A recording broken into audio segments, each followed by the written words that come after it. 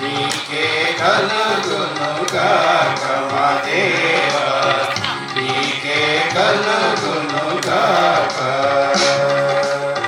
మహిమ ఘనత స్తుతి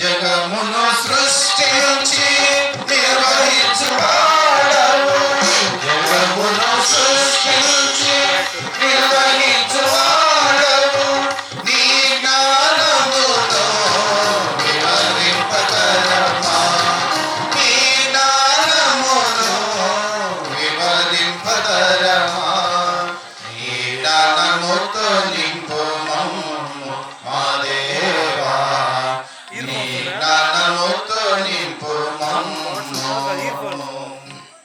మహిమ ఘనత స్తుతి ప్రభావము నీకే కలుగునుగాక, నీకే కలుగునుగాక మా దేవా, నీకే కలుగునుగాక. కీర్తి బంగారు ఐశ్వర్యములు నీ దానములే శ్రీమంతుడా, కీర్తి బంగారు ఐశ్వర్యములు నీ దానములే శ్రీమంతుడా,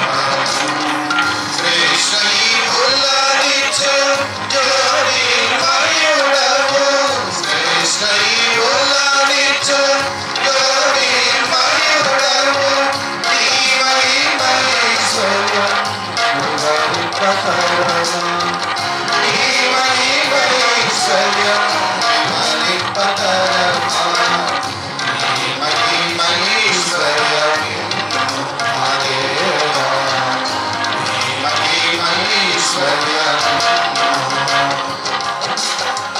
మహిమ ఘనత స్తుతి ప్రభావం నీకే కలుగునుగాక, నీకే కలుగునుగాక మా దేవా,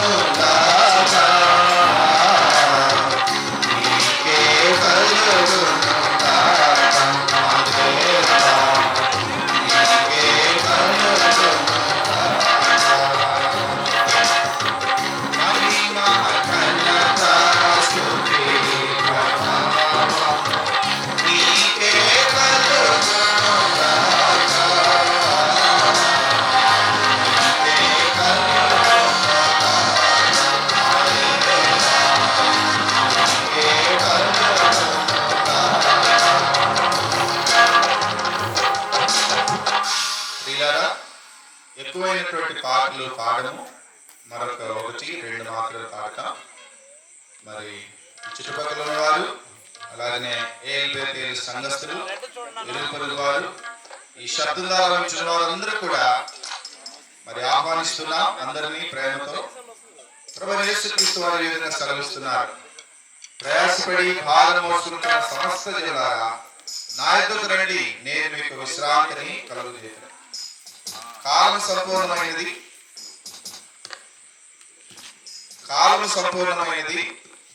దేవుని రాజ్యము సమీపించింది కనుక మారు మనసు పొందండి, సువార్తను నమ్మండి. ప్రభువైన యేసుక్రీస్తు పిలుస్తున్నాడు, ఆహ్వానిస్తున్నాడు. కాబట్టి సువార్త కూడిక, సువార్త సభ కనుక ఈ ఆహ్వానం యొక్క పాట పాడకుండా ఇప్పటికే బ్రదర్స్ కి ఈ షీట్స్ ఇచ్చాం. యేసు పిలుచుచున్నాడు, ఆయన యొద్దకు రమ్ము అనే సువార్త పాట పాడకుండా ఎవరైనా పాట నేర్చుకోవాలని ఆసక్తి కలిగిన వాళ్ళు మీ చేయి చూపిస్తే మీరు షీట్ తీసుకొస్తారు. మన మైకేనది బ్లాక్ ఇది మన పాట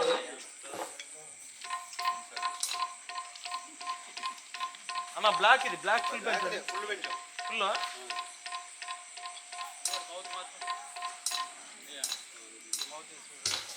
యేసు పిలుచుచున్నాడు, ఆయన యొద్దకు రమ్ము. ఈ షీట్ లో నుంచి పాస్ ఇంకా 2 పాడుకుందాం. యేసు పిలుచుచున్నాడు, ఆయన యొద్దకు రమ్ము.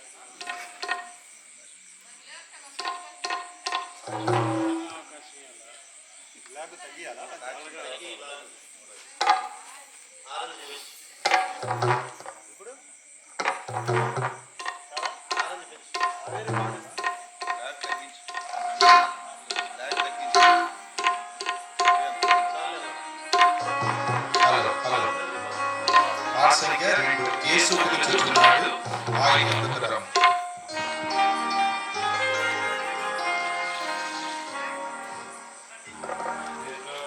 యేసు పిలుచుచున్నాడు, ఆయన యొద్దకు రమ్ము. యేసు పిలుచుచున్నాడు, ఆయన యొద్దకు రమ్ము. సోదర సోదరి రమ్ము, నీ జీవితం మారిపోవును. సోదర సోదరి రమ్ము,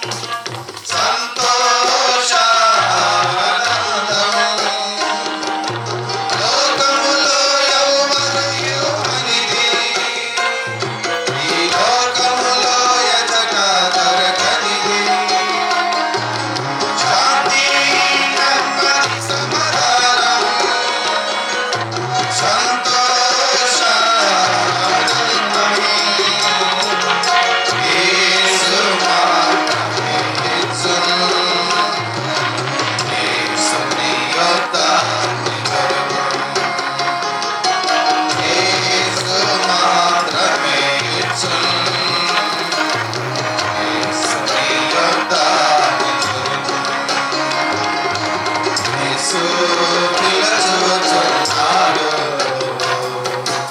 ఆయన యొద్దకు రమ్ము. యేసు పిలుచుచున్నాడు. ఆయన యొద్దకు రమ్ము.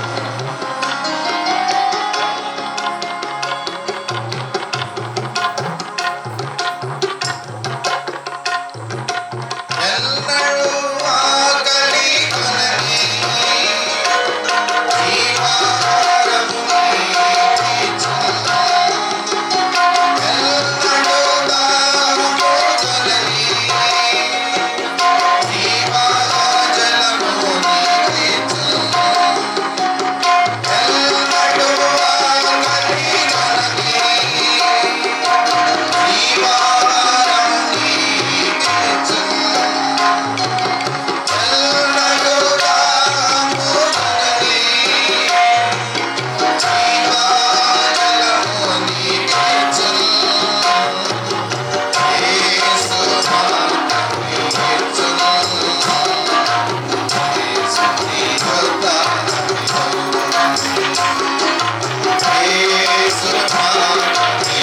మాకిచ్చును. యేసు నీ యొద్దకు యేసు పిలుచుచున్నాడు. ఆయన యొద్దకు యేసు పిలుచుచున్నాడు.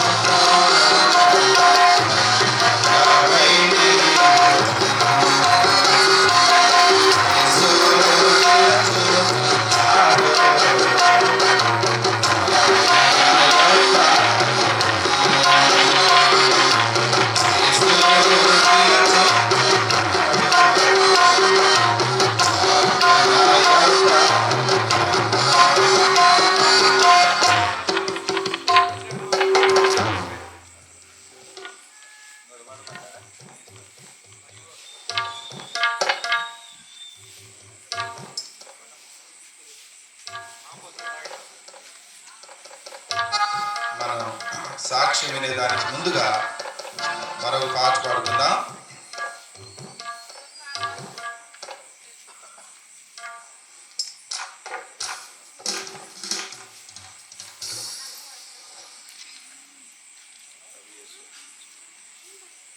పాట సంఖ్య సియోను పుస్తకాల నుండి 223 సువార్త ఆహ్వానంలో పాడదాం. ప్రభుయేసు రమ్మనుచుండే పాపులనెల్లరిని వచ్చిన వారికి ప్రభుయేసుండే విశ్రాంతి ఇచ్చు.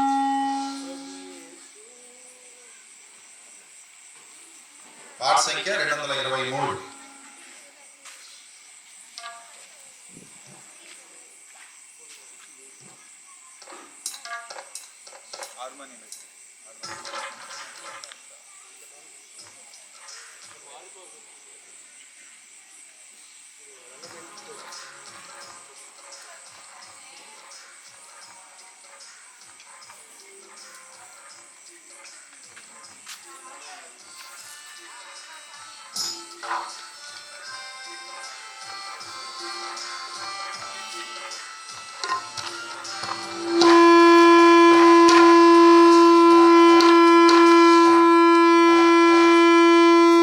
మోపుల పైన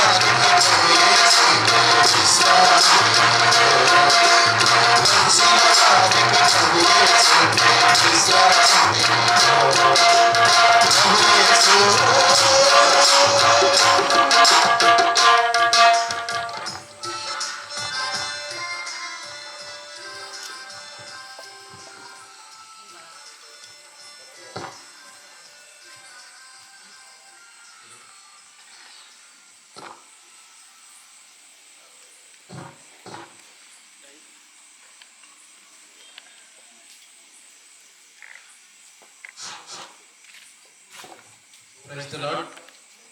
థ్యాంక్ యూ అన్న. ప్రియులారా, మనము ప్రాముఖ్యమైన సమయానికి వచ్చినాం. ఈ సమయంలో మన మధ్య స్టేట్ బ్యాంక్ ఆఫ్ ఇండియా బ్యాంక్లో పనిచేస్తున్నటువంటి ఆఫీసర్ గారు ఉన్నారు. మన ప్రియులు జక్కయ్య గారు. వారు చూడటానికి చాలా చిన్నగా కనిపిస్తారు, కానీ స్టేట్ బ్యాంక్లో ఆయన ఆఫీసర్. వారి యొక్క రచన సాక్ష్యం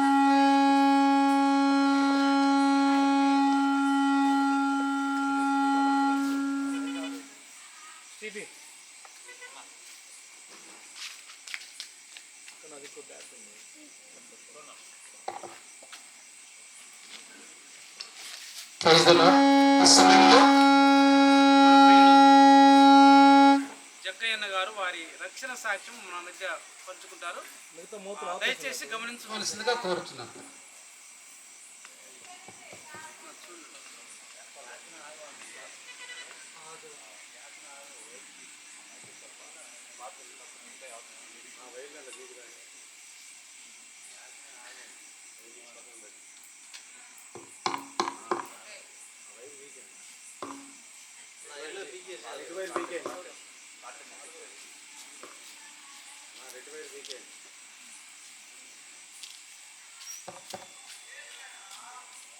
హలో, అందరికీ చేరొచ్చిన మీకు అందరికీ ప్రభునామములో వందనాలు తెలియజేస్తూ ఉన్నాను.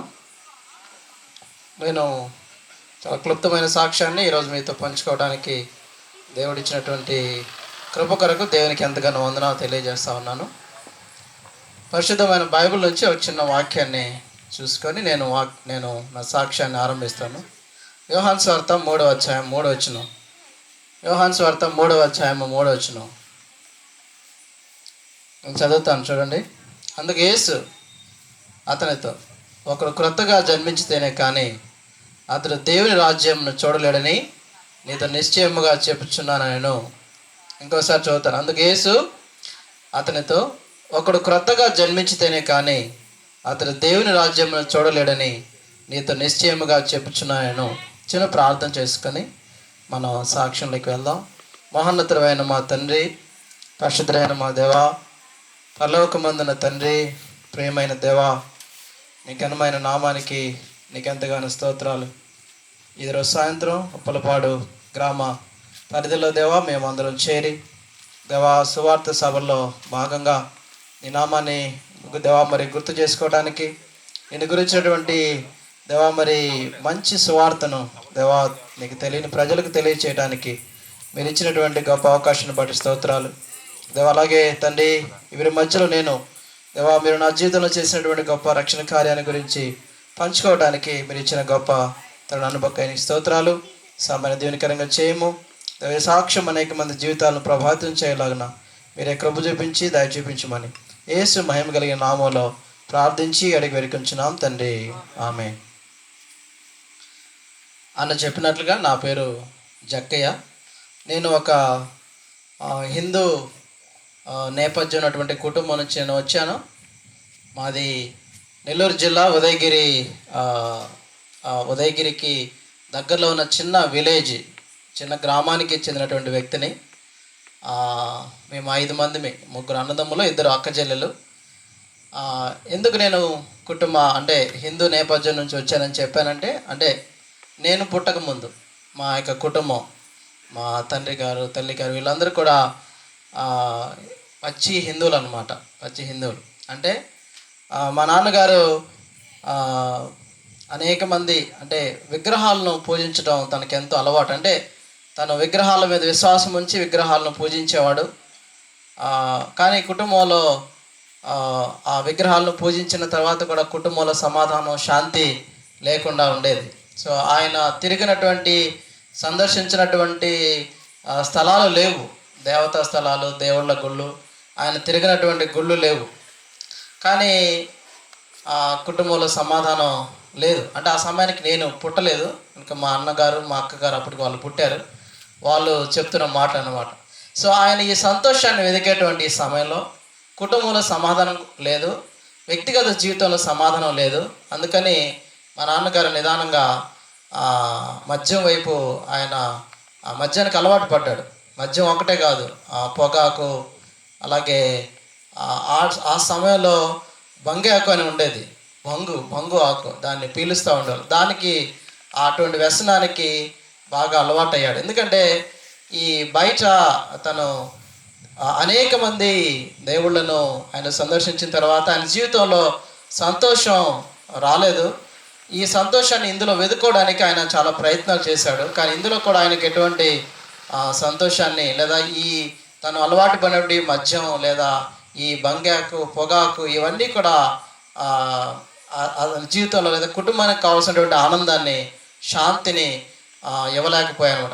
అలా సాగుతున్నటువంటి మా కుటుంబంలో ఒకసారి జరిగినటువంటి ఒక సంఘటన మా యొక్క కుటుంబం యొక్క స్థితిగతులను మార్చేసింది అని చెప్పుకోవచ్చు.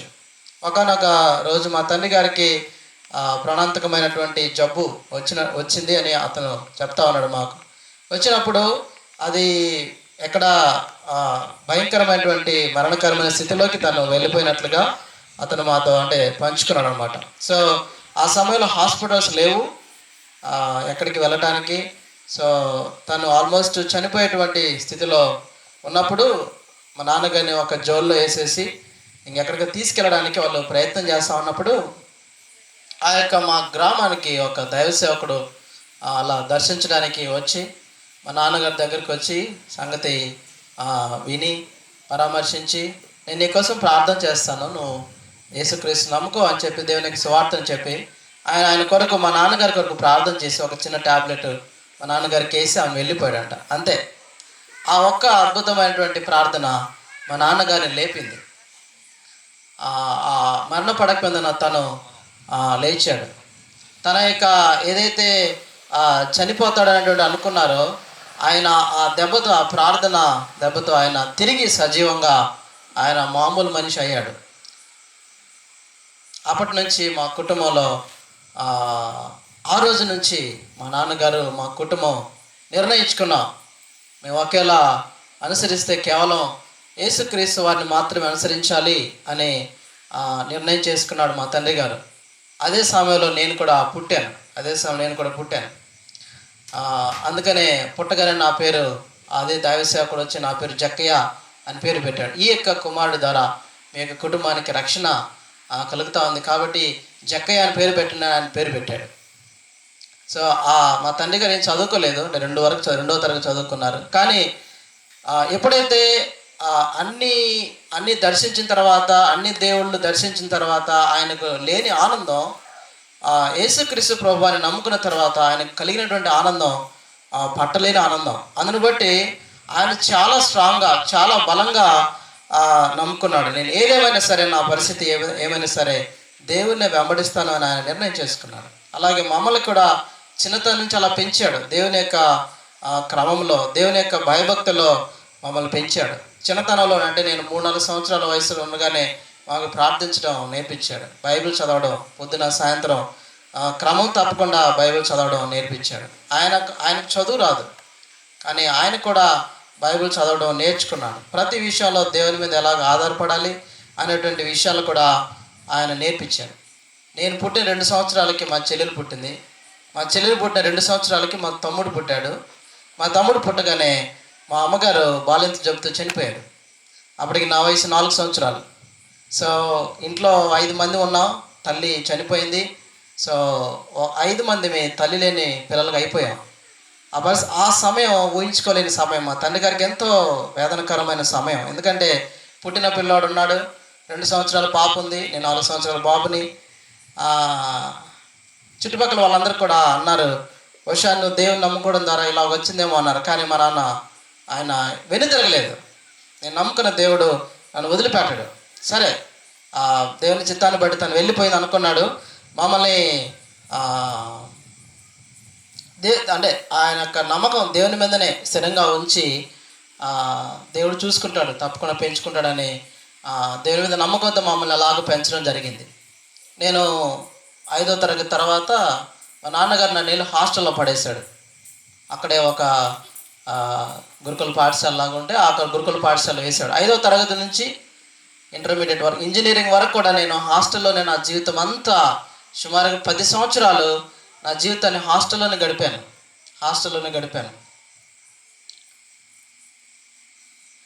ఆల్మోస్ట్ అంటే ఈ 10 సంవత్సరాలు అంటే 5వ తరగతి నుంచి ఇంజనీరింగ్ వరకు ఒక్క పైసా ఖర్చు లేకుండా ఫ్రీ ఎడ్యుకేషన్ దేవుడు అంటే ప్రతి స్టేజ్లో కూడా ఏదో ఒక విధంగా దేవుడు ఎక్సెల్ చేస్తూ ఫ్రీ ఎడ్యుకేషన్తో చదవడానికి దేవుడు నాకు సాయం చేశాడు. ఈ 10 సంవత్సరాల కాలంలో బైబిల్ బహుశా నేను చాలాసార్లు చదివేసి ఉంటాను, ఒక 3-4 సార్లు చదివేసి ఉంటాను. నేను అనుకునేవాడిని, నేను చాలా బాగా బైబిల్ చదివేశాను, ప్రార్థన కూడా చాలా సిన్సియర్గా, చాలా నిజాయితీగా చేసుకుంటున్నాను, నేను ఆల్రెడీ రక్షించబడ్డాను. ఎందుకంటే మా నాన్నగారు రక్షించబడ్డారు, కుటుంబం అంతా రక్షించబడింది కాబట్టి నేను కూడా రక్షణ పొందాను. మా నాన్న ద్వారా మాకు రక్షణ వచ్చి ఉంటుంది, నేను మంచి పర్సన్ని, చాలా మంచి వ్యక్తిని అనేటువంటి భ్రమలో ఉండేవాడిని. మా కుటుంబం క్రైస్తవ కుటుంబం కాబట్టి, క్రైస్తవ కుటుంబ నేపథ్యం కాబట్టి నేను కూడా వారి ద్వారా నాకు ఆల్రెడీ రక్షించబడిన వ్యక్తిని అనేటువంటి ఆ యొక్క అపోహలో ఉండేవాడిని. సో ఇంజనీరింగ్ ఫస్ట్ ఇయర్ లోకి వెళ్ళేంత వరకు కూడా ఈ భ్రమలోంచి నేను బయటికి రాలేకపోయాను. ఛత్తీస్గఢ్ రాష్ట్రంలో NIT కాలేజీలో దేవుడు నాకు మంచి సీట్ అనుగ్రహించిన తర్వాత అక్కడికి వెళ్ళాక ఒక సహోదరుడు నన్ను పట్టుకున్నాడు. సంఘంలో ఉన్నటువంటి ఒక సోదరుడు పట్టుకున్నాడు. అయ్యా తమ్ముడు, దసరా సెలవుల సమయంలో నన్ను పట్టుకొని అన్నాడు, ఇక్కడ 3 దినాల క్యాంప్ ఒకటి జరుగుతూ ఉంది, శిష్యులు తరఫీ చేసేటువంటి క్యాంప్ జరుగుతూ ఉంది, సో నువ్వు కూడా రావాలి అన్నాడు. సో నేను చాలా ఇష్టంగా అక్కడికి వెళ్ళాను. దేవుని యొక్క వాక్యం అంటే ప్రీతి కాబట్టి ఇంటికి కూడా వెళ్ళకుండా ఆ క్యాంపుకి వెళ్ళాను. ఆ క్యాంపులో మొట్టమొదటి రోజు ఒక సహోదరుడు నన్ను అడిగిన ప్రశ్న ఏంటంటే, తమ్ముడు నువ్వు ఎప్పుడు రక్షించబడ్డావు అన్నాడు. అంటే నేను అన్నాను, నేను చిన్నప్పటి నుంచి క్రైస్తవ కుటుంబంలో పెరిగాను, నేను చిన్నప్పటి నుంచి రక్షించబడినట్లేనన్నా అన్నాను. ఇంకొకసారి అడిగాడు, ఎప్పుడు రక్షించబడ్డావు అన్నాడు. మళ్ళీ అదే సమాధానం వచ్చింది. నువ్వు ఎప్పుడు పుట్టావు అన్నాడు. నీ డేట్ ఆఫ్ బర్త్ ఎప్పుడు అన్నాడు. చెప్పాను. అలాగే ఆత్మీయంగా ప్రతి ఒక్కరికి ఒక పుట్టుక ఉంటుంది, తిరిగి జన్మించేటువంటి అనుభవం ప్రతి ఒక్కరికి ఉంటుంది అని చెప్పి ఆయన అన్నగారు ఆల్మోస్ట్ ఒక గంట సేపు నాతో కూర్చొని రక్షణ అంటే ఏంటి అనేటువంటి ఆ యొక్క బైబిల్ బోధనే చాలా క్లుప్తంగా, చాలా డీటెయిల్డ్గా నాకు చెప్పడం జరిగింది. అంటే తిరిగి జన్మించడం యొక్క ఆవశ్యకత ఏంటి, ఒక విశ్వాసి లేదా ఒక క్రైస్తవుడైనా ఎవరైనా సరే తిరిగి జన్మించాల్సిన అవసరం ఏంటి, ఆ రక్షణ అంటే ఏంటి అనేటువంటి విషయాలు చాలా కూలంకషంగా నాకు వివరించాడు. అదే రోజు అదే సమయం అక్టోబర్ 10, 2009 నేను యేసుక్రీస్తుని నా సొంత రక్షకుడిగా అంగీకరించి ఆయన నా జీవితంలోకి చేర్చుకొని అదే రోజు నేను నిర్ణయం చేసుకున్న, ప్రభువా ఈ రోజు నుంచి నేను నీకు సాక్షిగా నీకు శిష్యుడిగా ఉండడానికి నేను ఇష్టపడతా ఉన్నానని అదే సంవత్సరం నేను దేవునికి నన్ను అప్పగించుకున్నాను. అదే రోజు నేను తిరిగి జన్మించిన రోజు అక్టోబర్ 10, 2009. సో అక్కడ ఫినిష్ చేసుకొని అక్కడ క్యాంప్ అంతా అయిపోయిన తర్వాత తిరిగి కాలేజీకి వచ్చాను.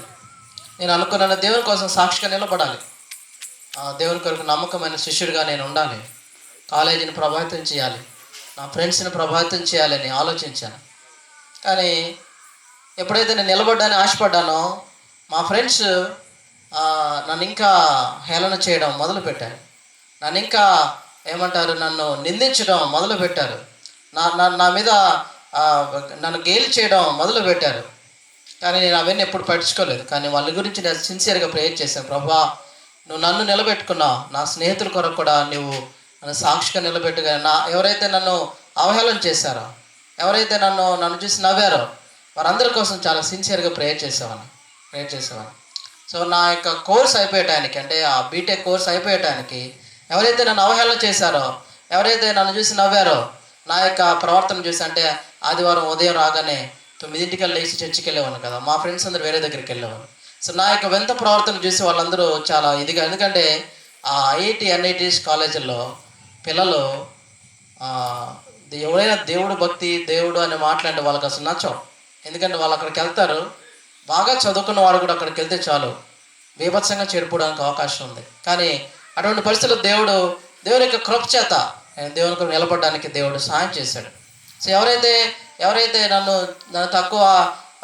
తక్కువగా హేళన చేసేవాళ్ళు, నా కోర్స్ అయిపోయడానికి వాళ్ళు ముక్కు మీద వేలేసుకున్నారు. ఎందుకంటే ఆ ఉన్నటువంటి 600 మంది, ఆల్మోస్ట్ మా స్ట్రెంగ్త్ అంతా 600 మందిలో ఒక్కడికి ఉద్యోగం రాలేదు. ఆ కోర్స్ అయిపోయడానికి నాకు ఇంకొక వ్యక్తికి 2కి ఉద్యోగం వచ్చింది. వాళ్ళందరూ తర్వాత అన్నారు, నువ్వు నమ్ముకున్న దేవుడు ఎంత గొప్ప దేవుడు అని వాళ్ళు సాక్ష్యం చెప్పడం జరిగింది. కాబట్టి అంటే ఇదేదో నా యొక్క టాలెంట్ కాదు, దేవుని యొక్క కృపను బట్టే దేవుడు ఒక గొప్ప ఉద్యోగాన్ని అక్కడే అయిపోయిన వెంటనే దేవుడు నాకు దయచేశాడు. సో యవన దశలో ఉన్నప్పుడు కూడా చాలా రకాలైనటువంటి శోధనలు, ఎందుకంటే ప్రతి ఒక్క యవనస్తుడు వెళ్ళేటువంటి శోధన గుండా వెళ్ళే సమయం, నేను కూడా చాలా శోధనల గుండా వెళ్ళాల్సి వచ్చింది. కానీ ప్రతి శోధనలో కూడా ఆయన యొక్క కనికరాన్ని, ఆయన యొక్క కృపను నేను మెండుగా నా మీద ఉండడం నేను గమనించాను. కాబట్టి రక్షణ పొందిన నా జీవితంలో, రక్షణ పొందిన తర్వాత, నా దేవుడిని నా సొంత రక్షకుడు అంగీకరించిన తర్వాత నా జీవితంలో గొప్ప శాంతిని, ప్రతి పరిస్థితుల్లో కూడా ఆయన యొక్క సమాధానాన్ని నేను అనుభవించడం జరిగింది. ఎప్పుడు కూడా తల్లి లేనటువంటి వాడిని అనేటువంటి ఆ యొక్క అనుభవం కూడా ఎప్పుడు వెళ్ళలేదు. ఎందుకంటే రక్షించబడిన తర్వాత దేవుని యొక్క ప్రేమను నేను గట్టిగా గమనించాను. తను ఒక తల్లిలాగా నన్ను ఆదరించటం, ఒక తండ్రిలాగా నన్ను ప్రేమించటం, అటువంటి ప్రేమ నేను అనుభవించాను అనమాట. సో తల్లి ప్రేమ కంటే ఉన్నతమైన ప్రేమ దేవుని ప్రేమ అని ఎప్పుడైతే నేను గమనించాను, దేవుని మీద ఎక్కువగా ఆధారపడడం నేర్చుకున్నాను. ఇప్పటి వరకు కూడా మీ మధ్య నేను ఉన్నాను అంటే కేవలం ఆయన యొక్క బలమైన కృప, నా యొక్క ఇదేం కాదు, కేవలం ఆయన యొక్క మహా యొక్క కృప చేత ఇంతవరకు దేవునిలో నిలబడడానికి దేవుడు సహాయం చేస్తూ ఉన్నాడు. నేను తెలుసుకున్న విషయం ఏంటంటే, నా జీవితంలో రక్షణ అనేది వ్యక్తిగతానికి సంబంధించింది, ఇది కుటుంబం సంబంధించింది కాదు. నేను రక్షించబడితే నా కుటుంబం అంతా రక్షించబడినట్లు కాదు, ఇది ఒక వ్యక్తికి సంబంధించినటువంటి అంశం, ఇది నీ జీవితానికి సంబంధించిన అంశం. రక్షణ వ్యక్తిగత జీవితానికి సంబంధించింది. ఈ యొక్క భూమి మీద, ఈ యొక్క భూప్రపంచం మీద నీ యొక్క జీవితంలో రక్షణ ఇవ్వడానికి ఎవరు కూడా సామర్థ్యం కలిగిన వారు లేరు, ఒక ప్రభువైన యేసుక్రీస్తు వారు తప్ప అనేటువంటి విషయాన్ని నేను తెలుసుకున్నాను. అలాగే ఈ ప్రపంచంలో ఏది కూడా ఆయనలాగా, ఆయన ఇచ్చిన శాంతిని ప్రపంచంలో ఏ శాంతి కూడా ఎవరు కూడా నీకు అటువంటి శాంతిని ఇవ్వలేదు. కాబట్టి నేను పొందినటువంటి ఆ ప్రేమను మీరు కూడా పొందాలి అనేది నా ఆశ. నేను పొందినటువంటి ఆ యొక్క సంతోషాన్ని, ఆ యొక్క ఆనందాన్ని మీరు కూడా దేవునిలో పొందాలి అనేది ఆశ. కాబట్టి ఎవరైనా రక్షణ పొందిన వాళ్ళు ఉన్నా సరే, ఇది మంచి అనుకూలమైన సమయం దేవుడు మనకి ఇస్తూ ఉన్నాడు. సో వ్యక్తిగతంగా మనం రక్షణ పొంది ఆయన్ను నమ్మి ఆ మారు మనసు పొంది విశ్వాసం వచ్చినట్లయితే ఆయన మనం రక్షించడానికి సమర్థుడు. దేవుడి యొక్క చిన్న సాక్ష్యాన్ని దీవించిన గాక.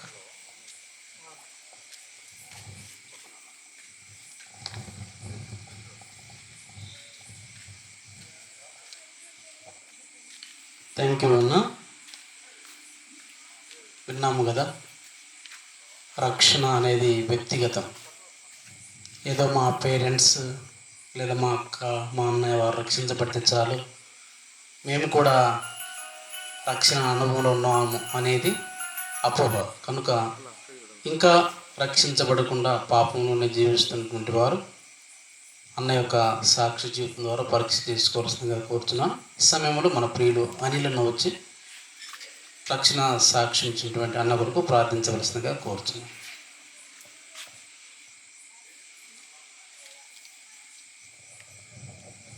ప్రార్థన చేసుకుందాం. ప్రేమ నమ్మకం కలిగిన ప్రిపరలోపు తండ్రి, పరిశుద్ధుడైన దేవ, అందరూ అంతటా మారు మనసు రక్షణ పొందటం మీకు ఇష్టమైన కార్యం నా తండ్రి.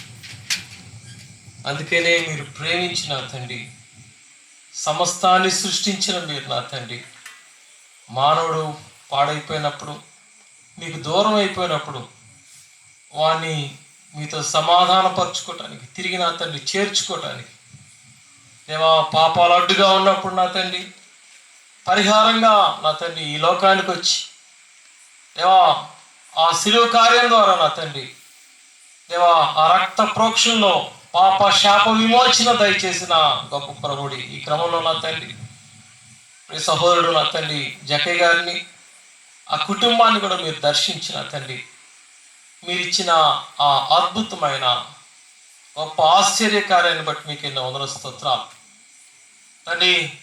ఆత్మీయమైన ఆశీర్వాదం మాత్రమే కాదు కానీ భౌతిక సంబంధమైన ఈవులు కూడా బిడ్డకు దయచేస్తున్నా తండ్రి. అభివృద్ధిలో నా తండ్రి బిడ్డను ఉంచినందుకు వందన స్తోత్రాలు. ఆశీర్వదించండి సాక్ష్యాన్ని నా తండ్రి, అనేకుల జీవితాల్లో నా తండ్రి అది ప్రేరేపితంగా ఉండలాగా దీవించమని వేడుకుంటూ మిమ్మల్ని నా ప్రభునే యేసుక్రీస్తున్నాము మిక్కిలి వినయంగా వేడుకుంటున్నాను తండ్రి. థ్యాంక్ యూ అన్న. ఈ సమయంలో బెంజమిన్ అన్న గారు వచ్చి ఒక ప్రత్యేకమైన పాట పాడవలసిందిగా కోరుతున్నాను.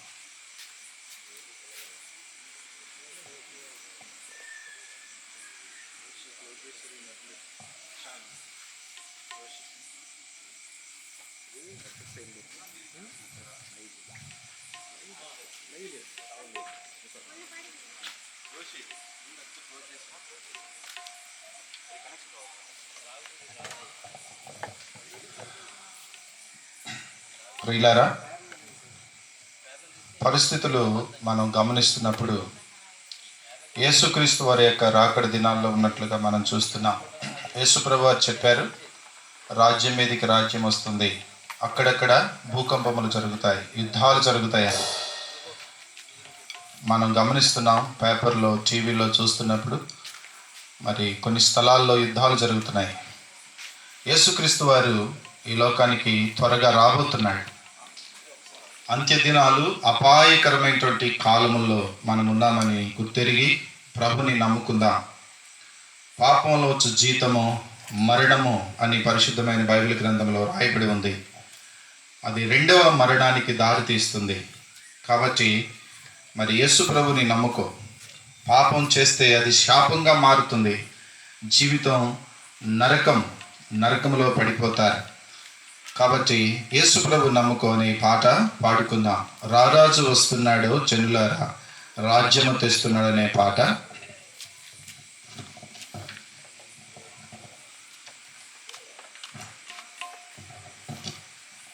ఇది పాట నేర్చుకోవాలని ఆశ కలిగినటువంటి బ్రదర్స్ ఎవరైతే ఉన్నారో వాళ్ళు తీసుకోండి, కొన్నే ఉన్నాయి.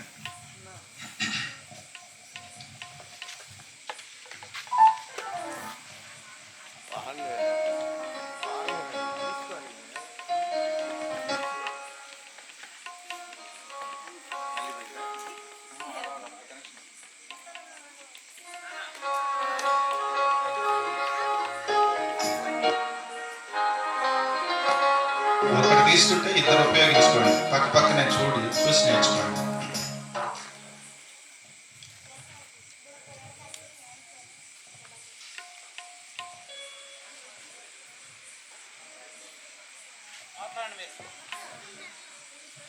Hello mic check. Hello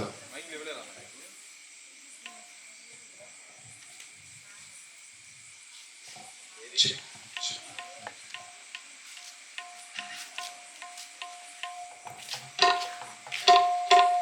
hello okay.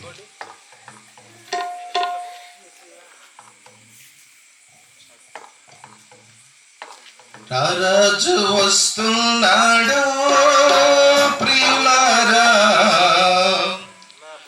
రాజ్యము తెస్తున్నాడు. త్వరపడి వేగమే రండి ప్రియులారా, ప్రభుని చేరగరండి. రారాజు వస్తున్నాడు జనులారా, రాజ్యము తెస్తున్నాడు. త్వరపడి వేగమే రండి ప్రియులారా, ప్రభుని చేరగరండి. స్థానమున యేసు మానునా, మానునా, స్థానమున యేసు రాజు మానునా, స్థానమున మానునా.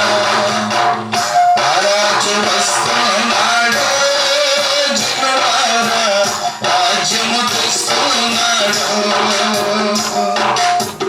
త్వరపడి వేగమే రండి ప్రియులారా, ప్రభుని చేరగరండి. త్వరపడి వేగమే రండి ప్రియులారా, ప్రభుని చేరగరండి. పాపానికి జీతం రెండవ మరణం, అది అగ్ని గుండమే అందులో వేదన. పాపానికి జీతం రెండవ మరణం,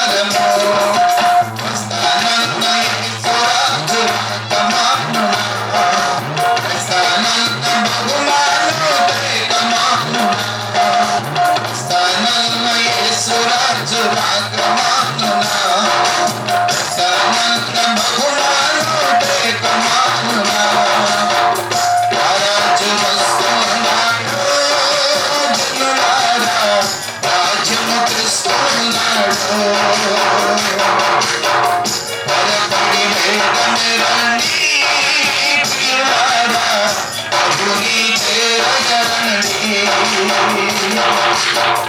త్వరపడి వేగమే రండి ప్రియులారా ప్రభుని చేరగరండి కనురెప్ప పాటున నడపూరముగా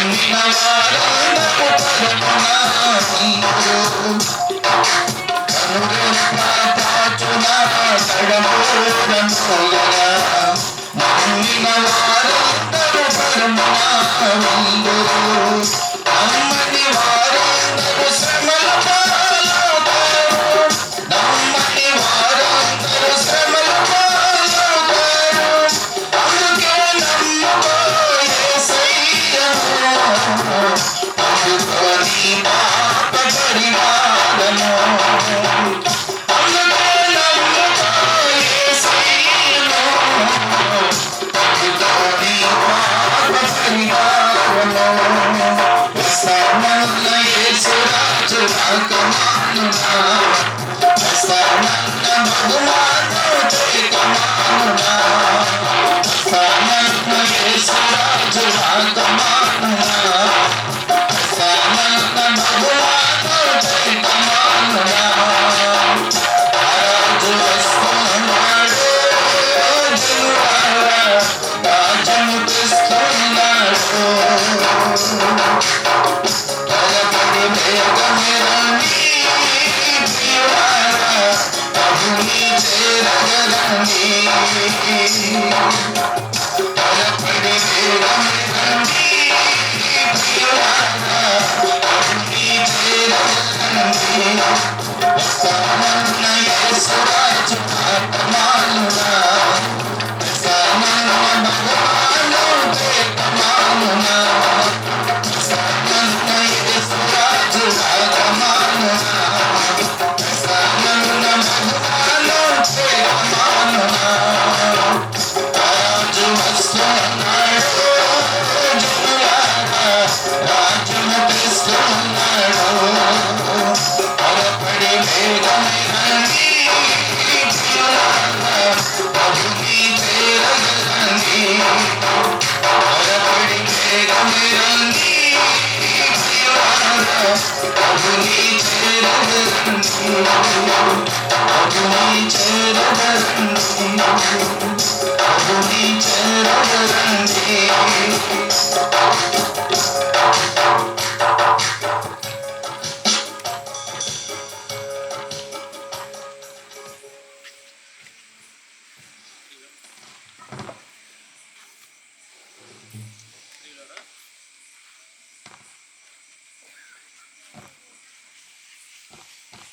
ప్రైజ్ ది లార్డ్.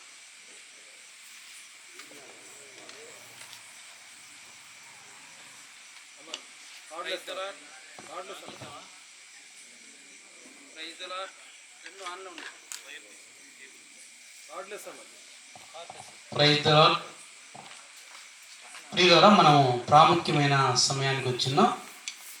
ఈ సమయంలో మన మధ్య ఉన్నటువంటి చక్రవర్తిని గారు వచ్చి దేవుని వాక్యం అందించవలసిందిగా వారిని ప్రేమతో ఆహ్వానిస్తున్నాం.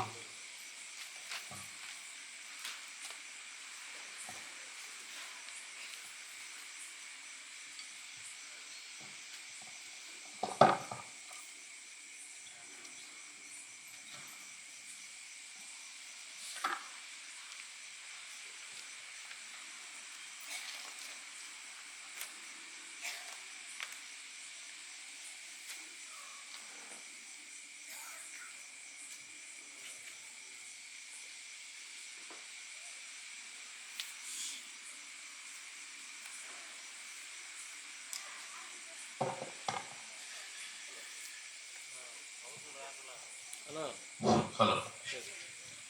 మన ప్రభువును రక్షకుడైన యేసుక్రీస్తు వారి పరిశుద్ధ నామంలో కూడి వచ్చిన దేవుని పిల్లలందరికీ వందనాలు తెలియజేస్తున్నాను. Praise lord.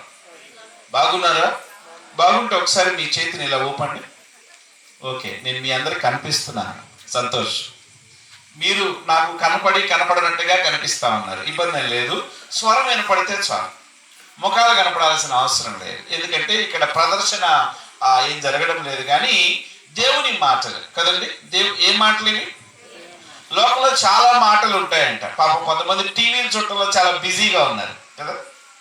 ఈ టయాన్ని ఏమంటారంటే టీవీ ఛానల్స్ వారు ఏమంటారంటే ఈ టైం అంటే 6 గంటల నుంచి 9 గంటల లోపు సమయాన్ని ఏమంటారంటే వాళ్ళు ప్రైమ్ టైం అంటారు. ప్రైమ్ టైం అంటే అర్థం ఏంటంటే ప్రపంచంలో ప్రజలు ఎక్కువగా టీవీ చూసే సమయం ఏంటో తెలుసా? సాయంత్రం 6 గంటల నుంచి నైట్ 9 గంటల వరకు ప్రపంచంలో అత్యధిక ప్రజలు టీవీని చూసే సమయం. కాలక్రమేణా ఈ ప్రైమ్ టైం తగ్గిపోతా వస్తుందట. ఏంటి అని సర్వే చేస్తే పాత రోజుల్లో టీవీ చూడాలంటే ఇంట్లో కూర్చోవాలి, ఇప్పుడు ఏమైనా చూడాలంటే ఎక్కడికి వచ్చేసింది? ఎంటర్టైన్మెంట్ అంటే వినోదం చేతిలోకి వచ్చేసింది. పిల్లోడికి వినోదం కావాలి, యవనస్తుడికి వినోదం కావాలి, చెప్పండి, ఇంకా నడి వయస్కుల వారికి వినోదం కావాలి. మీకు తెలుసో లేదో వృద్ధులు కూడా వినోదం కావాలి. వృద్ధాప్యంలో ఒక తాత గీకుతున్నాడు, దేన్ని? సెల్ ఫోన్ ని.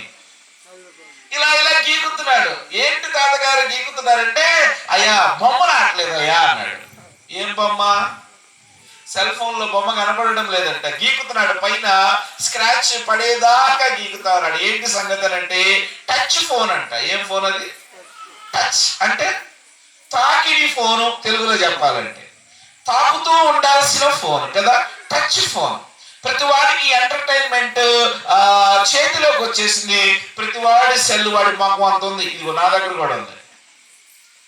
కత్తి 2 రకాలుగా వాడుకోవచ్చు కదండి. కత్తిని 2 రకాలుగా వాడచ్చు. ఒకటి, ఇంట్లో కూరగాయలు కట్ చేయొచ్చు, ఎదుటివాడి పీక కూడా కొయ్యచ్చు.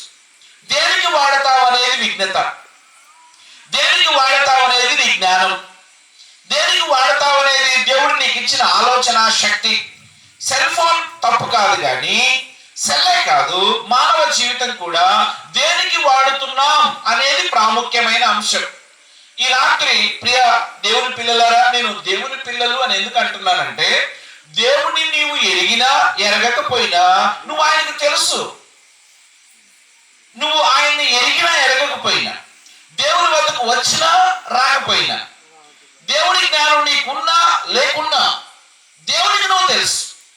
ఎందుకు అంటే నీ తల్లి గర్భము నుండి క్షేమంగా బయటకు తీసిన నాటి నుండి ఈ రోజు వరకు తన ఆరోగ్యకరమైన రెక్కల కింద భద్రపరిచింది ఎవరో తెలుసా? దేవుడే. తల్లి గర్భ సంచులట జైగోట్ చదువుకున్న వాళ్ళకి తెలుస్తుంది, చదువుకున్న వాళ్ళకి తెలుస్తుంది. తల్లిదండ్రుల కలయిక వలన తల్లి యొక్క గర్భ సంచిలో ఒక పిల్ల కణం ఏర్పడుతుంది. ఎంత చిన్న కణం అంటే అది చిన్న మాంసపు ముద్ద. ఈ చిన్న మాంసపు పిల్ల కణాన్ని సైన్స్ లో ఏమని పిలిచారంటే జైగోట్. అంటే ఆ పిల్ల మాంసపు కణముగా ఉన్నప్పుడు నీకు ముక్కు లేదు, మూతి లేదు, కళ్ళు లేవు, చేతులు లేవు, ఆకృతి లేదు, నువ్వు అసలు ఆడమగ కూడా తెలియదు. అంటే నువ్వు ఒక చిన్న మాంసపు కణానికి రాలిపోవచ్చు, గర్భసంచిలో అతుక్కొని పెరగవచ్చు. 2 ఛాయిస్లు ఉన్నాయి. రాలిపోవచ్చు. తల్లి ప్రెగ్నెంట్ టైంలో వేగంగా కదిలింది అనుకోండి, బాగా ఏదైనా హార్డ్ వర్క్ చేస్తే ఆ మాంసపు ముద్ద రాలిపోవచ్చు. లేదు, తల్లి కొన్ని జాగ్రత్తలు తీసుకోగలిగితే ఆ మాంసపు ముద్ద గర్భసంచిలో ఒక ప్రక్కన అతుక్కొని గర్భసంచిలో స్రవించే స్రవాల ద్వారా ఈ జైగోట్ అనే పిల్ల కణం ఎదగవచ్చు. అలా 9 నెలలు ఎదిగితే నువ్వు బయటకు వచ్చావు. నువ్వే కదా, నేను కూడా. ఇలా అనుకుందాం, నీకు దేవుడిని గురించిన పరిచయం ఉందో లేదో నాకు తెలియదు, కానీ నువ్వు మాత్రం దేవునికి తెలుసు. ప్రియా దేవుని బిడ్డ, ఒకవేళ ఈ మాటలు ఏదో క్రైస్తవులు చెప్పుకునే మాటలు, అన్యులు చెప్పుకునే మాటలు, లేకపోతే వాళ్ళ దేవుడు వీళ్ళ దేవుడు కాదు, ఇది పొరపాటు. ఇలా ఆలోచన చేయవద్దు. దేవుడు అందరికీ పైగా నుండివాడు. దేవుడు అందరినీ చూస్తూ ఉండేవాడు. దేవుడు అందరిలో ఒకే కృపా సమృద్ధిని వర్షముగా కురిపించగలిగిన సామర్థ్యం కలిగిన దేవుడు. దేవుడికి తేడాలు లేవు. మనుషులకి ఎన్ని తేడాలు ఉంటాయండి? చాలాసార్లు చెప్పాను కదా.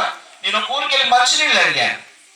మంచినీళ్ళు అడిగితే ముసలామ బోసిన వేసి నవ్వుతా వచ్చింది రాగి చెంబు తీసుకొని. రాగి చెంబు కదా, చాలా చల్లగా ఉంటాయి నీళ్ళని, నేను కూడా బాగా దాహంగా ఉన్నానుగా ఎదురు చూస్తా ఉన్నాను. ఆవిడ రాగి చెంబు ఇచ్చే ముందు ప్రశ్న అడిగింది, అయ్యా నీళ్ళు ఇస్తా కానీ ఇంతకీ మీదే కులం అంది. ఏమంది? మీదే కులం అంది. నాకు చాలా ఆశ్చర్యం వేసింది. కారణం ఏంటి అంటే నా దాహానికి నా కులానికి ఏంటి సంబంధం? లేదు ఒక కులం వాడికి దాహం వేస్తుందా, ఒక వర్గం వారికి ఆకలిస్తుందా, ఒక వర్గం వారి ఆలోచన చేయగలుగుతారా? లేదు ఒక జనాంగమే జ్ఞానం కలిగిన జనాంగమా అంటే అర్థం ఏంటంటే మానవునికి లేని తేడాలు మనుషులకి ఎందుకో. వీడురా ఊరు శివరోడురా, వీడు ఊరు మధ్యలో వాడురా, వీడు ఊరి జనాభా భుజాల మీద రాజ్యం చేసేవాడురా. ఎవడు చెప్పాడు? అయ్యా మనుషుల మధ్య అంతరాలు ఉన్నాయేమో కానీ దేవుని ప్రేమలో అంతరాలు లేవు. అంతరాలు లేని దేవుడి రాత్రి నీతో మాట్లాడుతున్నాడు. నిన్ను తేడాగా చూడని దేవుడి రాత్రి పిలుస్తా ఉన్నాడు. నీ కులం ఏంటి? నీకు ఆస్తి ఉంటే అందరూ చుట్టాలి కదండి. ఆస్తి ఉంటే అందరూ చుట్టాలి కదా. ఆస్తులు లేకపోతే ఏదైనా పెళ్లిలో ఏడన్నా కూర్చుంటే ప్రాముఖ్యమైన సంభాషణ ఏంటో తెలుసా? ఎంత వెనకేసా కదా. ఏమడుగుతారు? ఎంత వెనకేసా? నువ్వు వెనకేసినా ముందేసినా రేపు ఒక రోజున సమాధి పెట్టిలో నీకు రాయేస్తారు, 6 అడుగుల రాయి కదండి. కీర్తి శేషులు సో అని రాస్తారు ఆ రాయి మీద. నువ్వు వెనకేసుకున్నా నువ్వు ముందేసుకున్నా ఎన్ని సంపాదించినా మేడలున్నా మిద్దెలున్నా కరువైనా ఖడ్గమైనా ఇరుకైనా ధనమైనా ఏదైనా ఒక రోజున నీవు వాక్యం చెప్తున్న నేను సమాధుల దిబ్బకు చేరవలసిందే. నరులారా రండి అని దేవుడు పిలుచుకుంటాడట. నరులారా రండి అని పిలుచుకున్నప్పుడు లేదయ్యా నేను ఇప్పుడే సావను, నాకు ఇంకా పిల్లలకు పెళ్లి చేయలేదంటే కుదరదు. అయ్యా నా ఉద్యోగం మొన్నే జాయిన్ అయ్యాను, అప్పుడే చచ్చిపోతే నాకు పెన్షన్ కూడా రాదు, లేదా కొద్దిగా ఆగి చేస్తా అంటే కుదరదు. అయ్యా నాకు కొంచెం పొలం ఇప్పుడే పంట వేసాను, అది కోసి బస్తాలకు ఎత్తాల్సిన టైము, ఈ పంట కుప్ప నూరిపోయినప్పుడు నన్ను బిలవబాక అంటే కుదరదు కదా. పిల్లోడైనా చస్తాడు, యవనస్తుడైనా చస్తాడు, నడి వయస్కుడైనా చస్తాడు, వృద్ధుడైనా చస్తాడు. చావు తథ్యం, మరణము మానవునికి తథ్యం. అయితే మానవుడు చచ్చేలో ఒక సత్యం తెలుసుకొని చావాలి. మానవుడు ఒక సత్యం తెలుసుకొని చావాలి. కారణం ఏంటి తెలుసా? తానెవరు, తాను ఎక్కడి నుండి వచ్చాడు, ఎవరి భిక్ష వలన బ్రతుకుతున్నాడు, ఎవరి కృప కొరకు ఎదురు చూడాలి, ఎవరి కొరకు జీవించాలి, ఎవరి కొరకు కనిపెట్టాలి, ఎవరి కోసం చావాలి. అంటే నా బ్రతుకు వెనుకున్న రహస్యం ఏమిటి? ఈనాడు మానవుడు దేవుడు వెతుకుతా ఉన్నాడు. ఎంత వెతుకుతున్నాడంటే ప్రతి మానవుడికి దేవుడు కావాలి. దేవుడు లేకుండా కొంతమందికి వద్దనడానికి లేదు. నీకు తెలుసో లేదో ఈ భారతదేశంలో నెంబర్ 1 ధనికుడు అంటే భారతదేశంలో ఉన్న ధనికులందరినీ లైన్లో నిలబడితే అందరికన్నా కొన్ని లక్షల కోట్ల ఆస్తి ఉన్నవాడు కూడా దేవుడు కావాలని దేవుని దగ్గరకు పోతున్నాడు. మీకు తెలుసో లేదు? డబ్బు ఉంది కదా. అతని ఇల్లు ఖరీదు ఎంత తెలుసా? అతను కట్టించుకున్న ఇంటి ఖరీదు 1500 కోట్లు. ఎన్ని కోట్లు అండి? 1500 కోట్లు.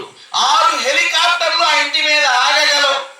అంటే ఆయన దగ్గరగా 24 అంతస్తులేమో ఆ ఇంటి హైట్. అంటే ఇంత ఆస్తులు అడిగి దేవుడు అవసరమా? ఆ ఇంట్లో దేవుడు ముళ్ళు పెట్టాడు. ఏంటో తెలుసా? ఆస్తినంతా ఇచ్చాడు, బాగానే ఉంది, కానీ ఆ ధనికుడు కూడా దేవుడిని వెతుకుతానే ఉన్నాడు.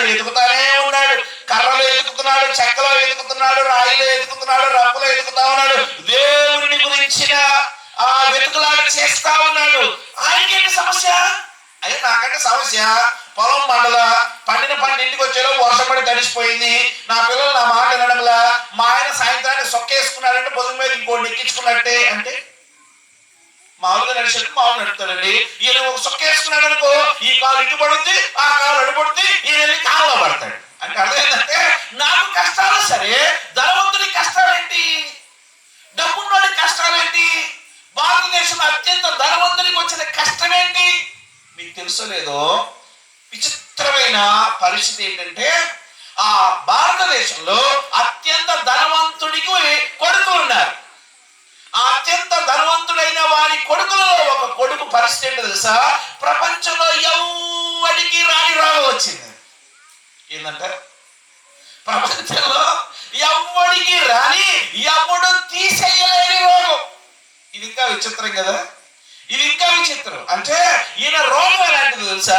ఈయన ఏమి తిన్నా లావైపోతానే ఉంటాడు. వాడు ఇలా పెరిగిపోతానే ఉంటాడు. మంచినీళ్ళు కూడా లైట్ గా తీసుకునే వ్యక్తి ఆహారం ఎక్కువ తినలేడు.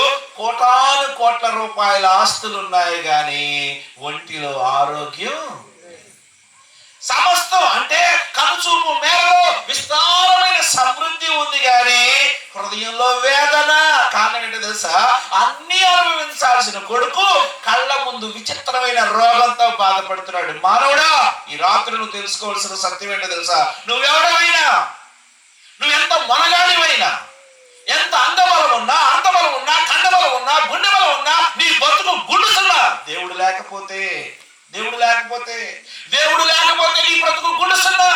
మేడలు ఉండొచ్చు, మిద్దెలు ఉండొచ్చు, అందం ఉండొచ్చు, చంద్రుడు పదవులు, అధికారాలు ఏమైనా ఉండొచ్చు. నేను ఒక వీడియో చూస్తాను, దానిలో చాలా విచిత్రంగా ఉంది. ఒక విలేజ్ లో ఈ రాజకీయ గొడవలు జరుగుతా ఉన్నాయి. భార్య వచ్చి భర్తనంటుంది, సిగ్గులేదా నువ్వు ఇంట్లో కూర్చున్నావు? వాళ్ళు కర్రలు తీసుకొని కొట్టుకుంటా ఉంటే నువ్వు మగపడక పట్టలేదా? ఇదిగో కర్ర పో అంటుంది. నేను కంగారు పడ్డా. ఇదేమి వ్యక్తిత్వం రా బాబు అనుకున్నా. ఊరంతా కొట్టుకుంటున్నారు అక్కడ వాళ్ళ గొడవల్లో. భార్య వచ్చి అంటుంది, ఇదిగో గులక రాళ్ళు బస్తాకే, ఈ రాళ్ళు తీసుకున్నా దూరంగా నిలబడి, ఎందుకంటే ఇది పౌరుషానికి సంబంధించిన విషయం. నువ్వు పోతావా లేదా అని పోరు పెడుతుంది. ఆయనేమో అక్కడ చూస్తే కర్రతో కొట్టుకుంటున్నారు, ఆ రక్తంగా వాళ్ళు ఎదురొస్తున్నారు, నేను గుండె జారుతా ఉంది. భార్య అంటుంది, నువ్వు మగాడివేనా? ఇదిగో కర్ర, అదిగో బస్తా రాళ్ళు, పో పో పో. మొత్తానికి పోయాడు. అవతలోడు ఎవడో గొడ్డలేటేశాడు, తల పగిలింది. ఇక ఈ భార్య పరిస్థితి చూడాలా, గుండెలో బాధకుంటుంది. అయ్యో అయ్యో అయ్యో అయ్యో అయ్యో. పంపింది ఎవరు? మనుషులకి ఎంత కోపాలు, ఎంత కక్షలు. ఒక పేరు తెంచుకొని పుట్టిన జనులే ఆస్తులు, జానుడి స్థలం కోసం కోర్టులకు వెళ్ళి కొట్టుకొని చంపుకుంటున్న వారు ఉన్నారండి. చాలా ఆశ్చర్యం. అంటే ప్రజలు ఎలా అయిపోయినారంటే మనుషుల హృదయాలు విభజించబడ్డాయి, మానవులు వేరైపోయినారు. మనుషుల ప్రేమ కరువైపోతా ఉంది, ఆప్యాయత కరువైపోతా ఉంది. సమాజంలో మానవుడు ఒంటరి బ్రతుకును వెతుకుతున్నాడు కానీ సమిష్టి బ్రతుకుని సంఘంగా జీవించాలనే జ్ఞానం లేకుండా పశువులాగా ప్రవర్తిస్తున్నాడు. ఈ పశుప్రాయుడైన మానవుడు దేవుణ్ణి కూడా విభజించేశాడు. దేవుణ్ణి ఎవడైనా విభజించగలడా? ఇది ఏమైనా కేకు మొక్క, పుట్టినరోజు కేకును కోసారే, ఈ మొక్కని ఈ మొక్కని ఈ మొక్కని అనడానికి దేవుణ్ణి ఎవడు విభజించలేడు. ఎందుకో తెలుసా? ఆయన అందరికీ పైగా ఉన్నవాడు, అందరినీ చూస్తున్నవాడు, అందరినీ సృష్టించిన వాడు, అందరి బ్రతుకును బాగు చేయగలిగిన వాడు, మాట వినకపోతే నడుము ఎరగొట్టగలిగిన వాడు కూడా దేవుడే. ప్రియా దేవుని బిడ్డ, నేను ఒక మాట చెప్తున్నాను. ఈ రాత్రి నువ్వు ఎవరైనా సరే దేవుని మాటలు విను. నిన్ను అర్థిస్తున్నాను, నిన్ను ప్రార్థిస్తున్నాను. నీకు ఈ మాటలు చాలా శ్రేష్టమైనవి. సినిమాలో వచ్చే రాజకీయాల కన్నా, లేదు ఆ సినిమాలు మాటల కన్నా, రాజకీయ సంగతుల కన్నా శ్రేష్టమైన మాటలు దేవుని మాటలు. నీవెవరైనా సరే, నువ్వు ఏ స్థితి నుండి వచ్చిన వాడమైనా సరే, దేవుని మాటలు నీ మనసు ఉంచినట్లయితే ఈ రాత్రి దేవుడు తన ఆరోగ్యకరమైన రెక్కల కింద నిన్ను భద్రపరచడం మాత్రమే కాదు కానీ నిన్ను, నీ కుటుంబాన్ని సంరక్షించగలిగిన శక్తి కలిగిన దేవుడు ఈ రాత్రి మాట్లాడుతూ ఉన్నాడు. ప్రియ దేవుని బిడ్డ, నీ సమయాన్ని వ్యర్థం చేసుకోవద్దు. ఒక చిన్న లేఖనాన్ని చదువుకొని మనం వర్తమానంలోనికి వెళ్ళిపోదాం. అంటే అన్న ఇంకా వర్తమానంలోకి వెళ్ళలేదా అనబాకండి, వెళ్తున్నా, ఇప్పుడే బయలుదేరా. ఓకే, కీర్తనల గ్రంథం 146వ అధ్యాయం. కీర్తన గ్రంథం 146వ అధ్యాయము 1 నుంచి 5 వచనాలు చదవగలిగిన వారు నాతో కలిసి చదవడానికి ప్రయత్నం చేయండి. కీర్తనల గ్రంథం 146వ అధ్యాయము 1 నుండి 5 వచనాలు నాతో చదవగలిగిన వారు చదవండి. యెహోవాను స్తుతించుడి నా ప్రాణమా, యెహోవాను స్తుతింపుము. నా జీవిత కాలమంతయు నేను యెహోవాను స్తుతించెదను. నేను బ్రతుకు కాలమంతయు నా దేవుణ్ణి కీర్తించెదను. రాజుల చేతనైనను నరుల చేతనైనను రక్షణ కలుగదు. వారిని నమ్ముకొనకుడి, వారి ప్రాణము వెడలిపోవును. వారు మంటి పాలగుదురు, వారి సంకల్పములు నాడే నశించును. ఎవరికి యాకోబు దేవుడు సహాయుడగునో, ఎవడు తన దేవుడైన యెహోవా మీద ఆశ పెట్టుకునో వాడు ధన్యుడు. వాక్య సహాయం కొరకు నేను చిన్న ప్రార్థన చేస్తాను. తలలు వచ్చినట్లయితే. మనుషులు మాట్లాడితే ఉపయోగం లేదు. మనుషులందరూ వెర్రివారే, బలహీనులే, శక్తిహీనులే, జ్ఞానహీనులే, భక్తిహీనులే. కానీ దేవుడు సర్వోన్నతమైన దేవుడు. ఏకకాలంలో అందరితో మాట్లాడగలిగిన వాడు దేవుడు. ఏకకాలంలో అందరి హృదయాలను సంధించగలిగిన వాడు దేవుడు. ఏకకాలంలో అందరి బ్రతుకులను బాగు చేయగలిగిన దేవుడు. చిన్న ప్రార్థన చేస్తారు. తల వచ్చినట్లయితే వాక్య సహాయకులకు చిన్న ప్రార్థన. అయ్యా నువ్వు ఎవరైనా సరే నువ్వు కళ్ళు మూసుకున్నట్లయితే చిన్న ప్రార్థన చేస్తాను. మహాపరిశుద్ధ రాజ్యం కలిగిన తండ్రి, మహిమ కలిగిన రాజా, నీ అద్వితీయమైన ప్రేమను బట్టి, కృపను బట్టి, నీ పరిశుద్ధ పాదాలకు వందనాలు, స్తోత్రాలు. చదవబడిన లేఖన భాగం మీది. మీరే మా వినికిడిలో దీవించి ఆశీర్వదించండి, విరిచి పంచిపెట్టండి. వినగలిగిన చెవులు, గ్రహింపగలిగిన మనస్సు, అంగీకరించగలిగిన తత్వం మాకు దయచేయండి. ఈ రాత్రి ఈ శబ్ద యంత్రం ద్వారా ఎందరూ నీ దివ్య వాక్కులు వింటున్నారు, వారి హృదయాల్లో గొప్ప ఆనందం, గొప్ప సంతోషం, అయా దీవెనకరమైన నైనా రోజుగా మీరు మార్చమని కోరుతా ఉన్నా. మా ప్రియుడు జక్కయ్య గారి నైనా వారి జీవితంలో మీరు చేసిన మేలు ఉపకారాలకై స్తుతులు చెల్లిస్తా ఉన్నాం. ఆ రీతిగా నైనా ఇంకా అనేకులు మీరు రాత్రి దర్శించి గొప్ప రక్షణ దినముగా ప్రకటించమని మీ సన్నిధిలో వేడుకుంటున్నాం. ప్రభా, శబ్దయంత్రం ద్వారా ఎవరు వింటున్నారో వారు నీ పట్ల చూడగలిగే కృపను దయచేయమని నజరేయుడైన యేసుక్రీస్తు వారి పరిశుద్ధ నామంలో ప్రార్థించి అడిగి వేడుకొనుచున్నాము తండ్రి, ఆమేన్. కీర్తనల గ్రంథం 146వ అధ్యాయంలో మనము 5 వచనాలు చదువుకున్నాం. ఇందులో చాలా ప్రాముఖ్యమైన మాట. భక్తుడు ఏమని రాస్తున్నాడంటే, యెహోవాను స్తుతించుడి, నా ప్రాణమా యెహోవాను స్తుతింపుము, నా జీవిత కాలమంతయు నేను యెహోవాను స్తుతించెదను. ఎందుకు దేవుడి దగ్గరికి రావాలి? దేవుడితో నాకు పనేంటి? నాకు ఆస్తులున్నాయి, అంతస్తులున్నాయి, మేడలున్నాయి, మిద్దులున్నాయి, దేవుడితో నాకేం పని అంటే అర్థం ఏంటంటే, మానవుడిని తయారు చేసిన విధానం అంటే దేవుడు మానవుడిని చాలా ఉన్నతంగా తయారు చేశాడు. కానీ మానవుడు స్వకీయ దురాశలను అనుసరించి బరులు కొల్పబడిన వాడై పాప శాపములలో బ్రతుకుతా ఉన్నాడు. అంటే దేవుని మాటలు నచ్చో, దేవుని సంగతులు నచ్చో, దేవుని దగ్గరికి రాడు, దేవుని స్వరాన్ని వినే అవకాశం లేదు. తాను నమ్మిన మూఢభక్తిలో, మూర్ఖత్వంలో అలా బ్రతకడం అనేది చేస్తాడు. కానీ సత్యవంతుడైన యథార్థవంతుడైన దేవుని ఎదుర్కొనే సమయం మానవుడు దేవుడికి ఇవ్వడం లేదు. అందుకే ప్రతి వాడి యొక్క అంతరంగమట దోపుడు సొమ్ముతో నిండి ఉన్నది అని రాయబడుతా ఉంది. ప్రతి వాడి హృదయంలో చెరుపు చేసే స్వభావం ఉంది. ప్రతి వాడి హృదయంలో పాప స్వభావం ఉంది, పాప నైజం ఉంది. పాపాన్ని తింటున్నాడు, పాపాన్ని తాగుతున్నాడు, పాపాన్ని వెతుకుతున్నాడు, పాప సంబంధమైన బ్రతుకులోనే బ్రతుకుతా ఉన్నాడు. కానీ మానవుడిని దేవుడు ఎందుకు తయారు చేయలే? మానవుడిని తయారు చేయడంలో దేవుని యొక్క ఉద్దేశం ఏమిటి అంటే, సర్వోన్నతుడైన దేవుని ప్రేమను తెలుసుకొని సర్వోన్నతుడైన దేవుని యొక్క కృపా కనుసన్నల్లో మానవుడు ఎదగాలి, అభివృద్ధి చెందాలి, విస్తరించాలి, దేవుని నామాన్ని కొనియాడాలి. కానీ ఈనాడు మనుషులకు దేవుని దగ్గరకు వచ్చే తీరిక లేదు. భార్య చర్చికి బయలుదేరింది అనుకోండి, ఈయన పళ్ళు పటపట కొరుకుతుంటాడు మహానుభావుడు. ఏమన్నా వందనాలు చెప్పాలి ఆయనకి. ఈయనకు పెళ్లికి వెళ్ళినప్పుడు ఊరుకున్నాడు, పేరంటాలకు వెళ్ళినప్పుడు ఊరుకున్నాడు, లేకపోతే ఇంకా ఫంక్షన్ వెళ్ళినప్పుడు ఊరుకుంటాడు. కానీ చర్చికి పోతే ఎందుకో ఈయనలో ఒకలాంటి చలి జ్వరం వస్తుంది. అంటే ఇలా అనుకుందాం, చర్చికి పోయిన భార్య ఏం చేసింది చెప్పండి? చర్చికి పోయిన భార్య ఏమని ప్రార్థన చేస్తుంది చెప్పండి? సహజంగా మీరేం చేస్తారు? అయ్యా నా భర్తను దీవించు, నా కుటుంబాన్ని దీవించు, నా పొలమును దీవించు, కష్టార్జితాన్ని దీవించు, ఆరోగ్యాన్ని, బలాన్ని, శక్తిని. ఇదే కదా అంటే క్షేమం కోరే భార్య, కుటుంబ ఐక్యతను కోరే భార్య, కుటుంబ రక్షణ కోరే భార్య దేవుని సన్నిధికి వెళ్ళి ప్రార్థన చేస్తే ఈ మహానుభావుడు దెయ్యాలు పట్టినోడే ఊగిపోతా ఉంటాడు. ప్రార్థన నచ్చదు, వాక్యం నచ్చదు. బైబిల్లో చాలా స్పష్టంగా ఉంది, ఎన్నిసార్లు గద్దించినా లోబడి నల్లని వాడు మరి తిరుగు లేకుండా హఠాత్తుగా నాశనం అవుతాడట. అర్థమైతే తెలుసా? దేవుని మాటలను లెక్క చేయనివాడు, దేవుని మాటలు విననివాడు, దేవుని సంగతులు గ్రహించలేని వాని బ్రతుకు గాలిలో పెట్టిన దీపంలాగా ఉంటుంది. గాలిలో దీపం ఉంటుందండి? గాల్లో దీపం ఉంటుందా? అంటే గాల్లో పెట్టిన దీపం ఎలాగో ఆరిపోతుందో దేవుని సంగతులు గ్రహింపలేని వాడు, దేవుని వద్దకు రాని వారి బ్రతుకు కూడా హఠాత్తుగా నాశనం అవుతుంది. అంటే అర్థం ఏంటంటే, దీపం ఉండగానే ఇల్లు చక్కబెట్టుకోవాలన్న రీతిలో దేవుని స్వరం వినిపించిన వెంటనే మనం దేవుని వద్దకు రావాలి. అవునయ్యా, దేవుని దగ్గరికి వస్తాను, ఏంటి నాకు లాభం? దేవుడు ఏం చేస్తాడో చెప్పి నేను ముగిస్తాను. దేవుడు ఏదైనా చేయగలడు. అందుకే దేవుణ్ణి ఏమన్నారంటే సర్వజ్ఞుడు అన్నారు.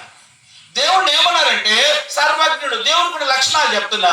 ఏది పడితే అది దేవుడు కాదు. కర్ర, చెక్క, రాయి, చెట్టు, పుట్ట ఎప్పటికీ దేవుడు కాదు. కారణం ఏమంటే అవి సృష్టములు, సృష్టికర్త వేరు, సృష్టములు వేరు. సృష్టములు వేరు, సృష్టికర్త వేరు. నా స్వరాన్ని ఈ మైకు చాలా బాగా అందరికి వినపడేటట్టు చేస్తుంది అని నాకు ఇది ప్రయోజనం ఇస్తుంది కాబట్టి మైకు దేవుడా అన్నారు అనుకోండి, మీరు నవ్వుతారా లేదా? అది అప్పుడే నవ్వేశారు కూడా.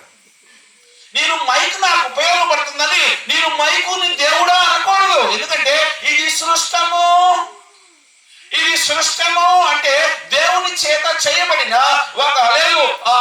ఒక సృష్టమే ఈ సమస్తలో ఉన్న కర్ర చెక్కరాయి. కానీ దేవుడిని మానవులు సృష్టములలో వెతుకుతున్నారు, సృష్టికర్త అయిన దేవుని వద్దకు రావడం లేదు. అందుకే మనుషులు దేవుణ్ణి మెప్పించడం కోసం, దేవుని లేకపోతే దేవుని కృప కోసం వ్యర్థమైన పనులన్నీ చేస్తా ఉన్నారు. కానీ సత్యవంతుడైన దేవుని యొద్దకు వచ్చేవాడు లేకుండా పోయారు. అంటే దేవుడు ఎలా ఉంటాడు, దేవుని గుణ లక్షణాలు ఏంటో తెలియక మానవుడు వెర్రి ఆలోచన చేస్తా ఉన్నాడు. నాకు బాగా గుర్తు, టీవీలో చూపించారు, టీవీ 9లో ఒక పెద్ద గుడిలో ఎవరి కొబ్బరికాయ వాళ్ళు తీసుకుని రెడీగా కూర్చుంటా ఉన్నారు. మోక్ష సిద్ధి కావాలంటే ఆ ఉన్నటువంటి ఒక నిర్ణీత సమయంలో ఆ లోనున్న పూజారి గారు ఆ కొబ్బరికాయ తీసుకొచ్చి వారి గుండె మీద కొడితే మోక్ష సిద్ధి వస్తుందని ఆ తలలో పగలు కొట్టించుకున్న వాళ్ళు చాలా మంది ఉన్నారు మధుర ఏడే ప్రాంతంలో. నాకు చాలా ఆశ్చర్యం వేసింది. దేవుడు మెప్పించాలంటే ఇలా తల వదలాలా? దేవుని మెప్పించాలంటే ఇలాంటి విచిత్రమైన పనులు చేయాలా? అంటే మానవునికి దేవుని ప్రేమ అర్థం కావడంలే, దేవుని లక్షణాలు అర్థం కావడంలే. దేవుడు అంటే అర్థం తెలుసా? సర్వజ్ఞుడు అంటే నిన్న ఆయనకి తెలుసు, ఈ రోజు ఆయనకి తెలుసు, రేపు కూడా ఆయన ఎరిగిన వాడు. మరి మానవుడు అంటే నిన్న తెలిసి ఉండొచ్చు, ఈ రోజు ఒకరు తెలుసుకుంటూ ఉండొచ్చు, రేపు తెలియని వాడే మానవుడు.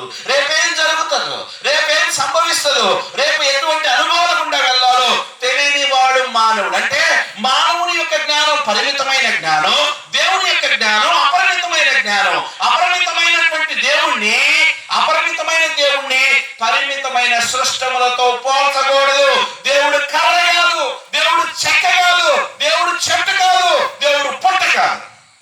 పుట్టలో పాము కనపడితే పాలు గుడ్లు ఏం పెడతాం కదా, అదే పాము బయట కనపడితే తాగుముడు ఆటేలా కొట్టి చంపుతాం కదండి. పాము పుట్టలో కనపడితేనేమో దేవుడు అని చెప్పి దాన్ని చాలా మంచిగా చేస్తాము. కొంతమంది అలా నమ్ముతారు. ఆ పాము ఊపిరాడకపోయేదాకా పోస్తానే ఉంటారు. కానీ అదే పాము బయట కనపడితే తోక ఊపిరి ఆపేదాకా కొట్టి చంపుతారు. అంటే పుట్టలో ఉంటేనేమో దైవత్వం, బయటకు వస్తేనేమో ప్రాణహాని అని మానవుడు తన బుర్రలో ఒక క్యాలిక్యులేషన్ చేసుకుంటాను. ఇక మానవుడు ఆలోచన చాలా విచిత్రంగా ఉన్నాయి. అన్నంలో వెంట్రుక వచ్చిందండి, ఏం చేస్తారు? అన్నం తింటున్నారు మీరు, అన్నంలో వెంట్రుక వచ్చింది, ఏం చేస్తారు? ఆ వండిన వాళ్ళు ఏం తిడతారో కదా, ఏది అన్నంలో వెంట్రుకలు ఏంటి, సరిగ్గా వండే పని లేదా కదా. అంటే అన్నంలో ఒక్క వెంట్రుక వస్తేనే తీసి పక్కనేస్తావే, దేవుడు నీ వెంట్రుకలు ఎందుకు అడుగుతాడు కదా. ఈ మధ్య ఎవరిని అడిగాను, ఎక్కడ పోయి వచ్చావంటే గుణదల మా దగ్గరికి వెళ్ళి వచ్చాను. ఏంటంటే నొన్నటి గుండు కొట్టించుకొని వచ్చాడు మహానుభావుడు. ఓరి నాయన గుండె ఎందుకురా అంటే దేవుడికి నా తలనీలాలు సమర్పిద్ద, నీ చుండ్రు పట్టిన పేరు పట్టిన మురికి కమ్ము కొట్టే నీ వెంట్రుకలు దేవుడు అడుగుతాడా? అంటే మనుషులు మూఢత్వంలో ఉన్నారు, మూఢ నమ్మకాల్లో ఉన్నారు. వ్యర్థంగా నువ్వు ఇప్పుడు గుండు కొట్టించుకున్నారు, వెంట్రుకలు మొలుస్తాయో మొలవండి. అంటే చుట్టూ పట్టిన పేరు పట్టిన అవి కాదు దేవుడు నిన్ను అడిగేది. దేవుడు ఏమడుగుతాడు తెలుసా? పడి చెడి పాపంలో ఉన్న నీ హృదయాన్ని అడుగుతాడు. అయ్యా నీ హృదయాన్ని నాకు ఇస్తావా?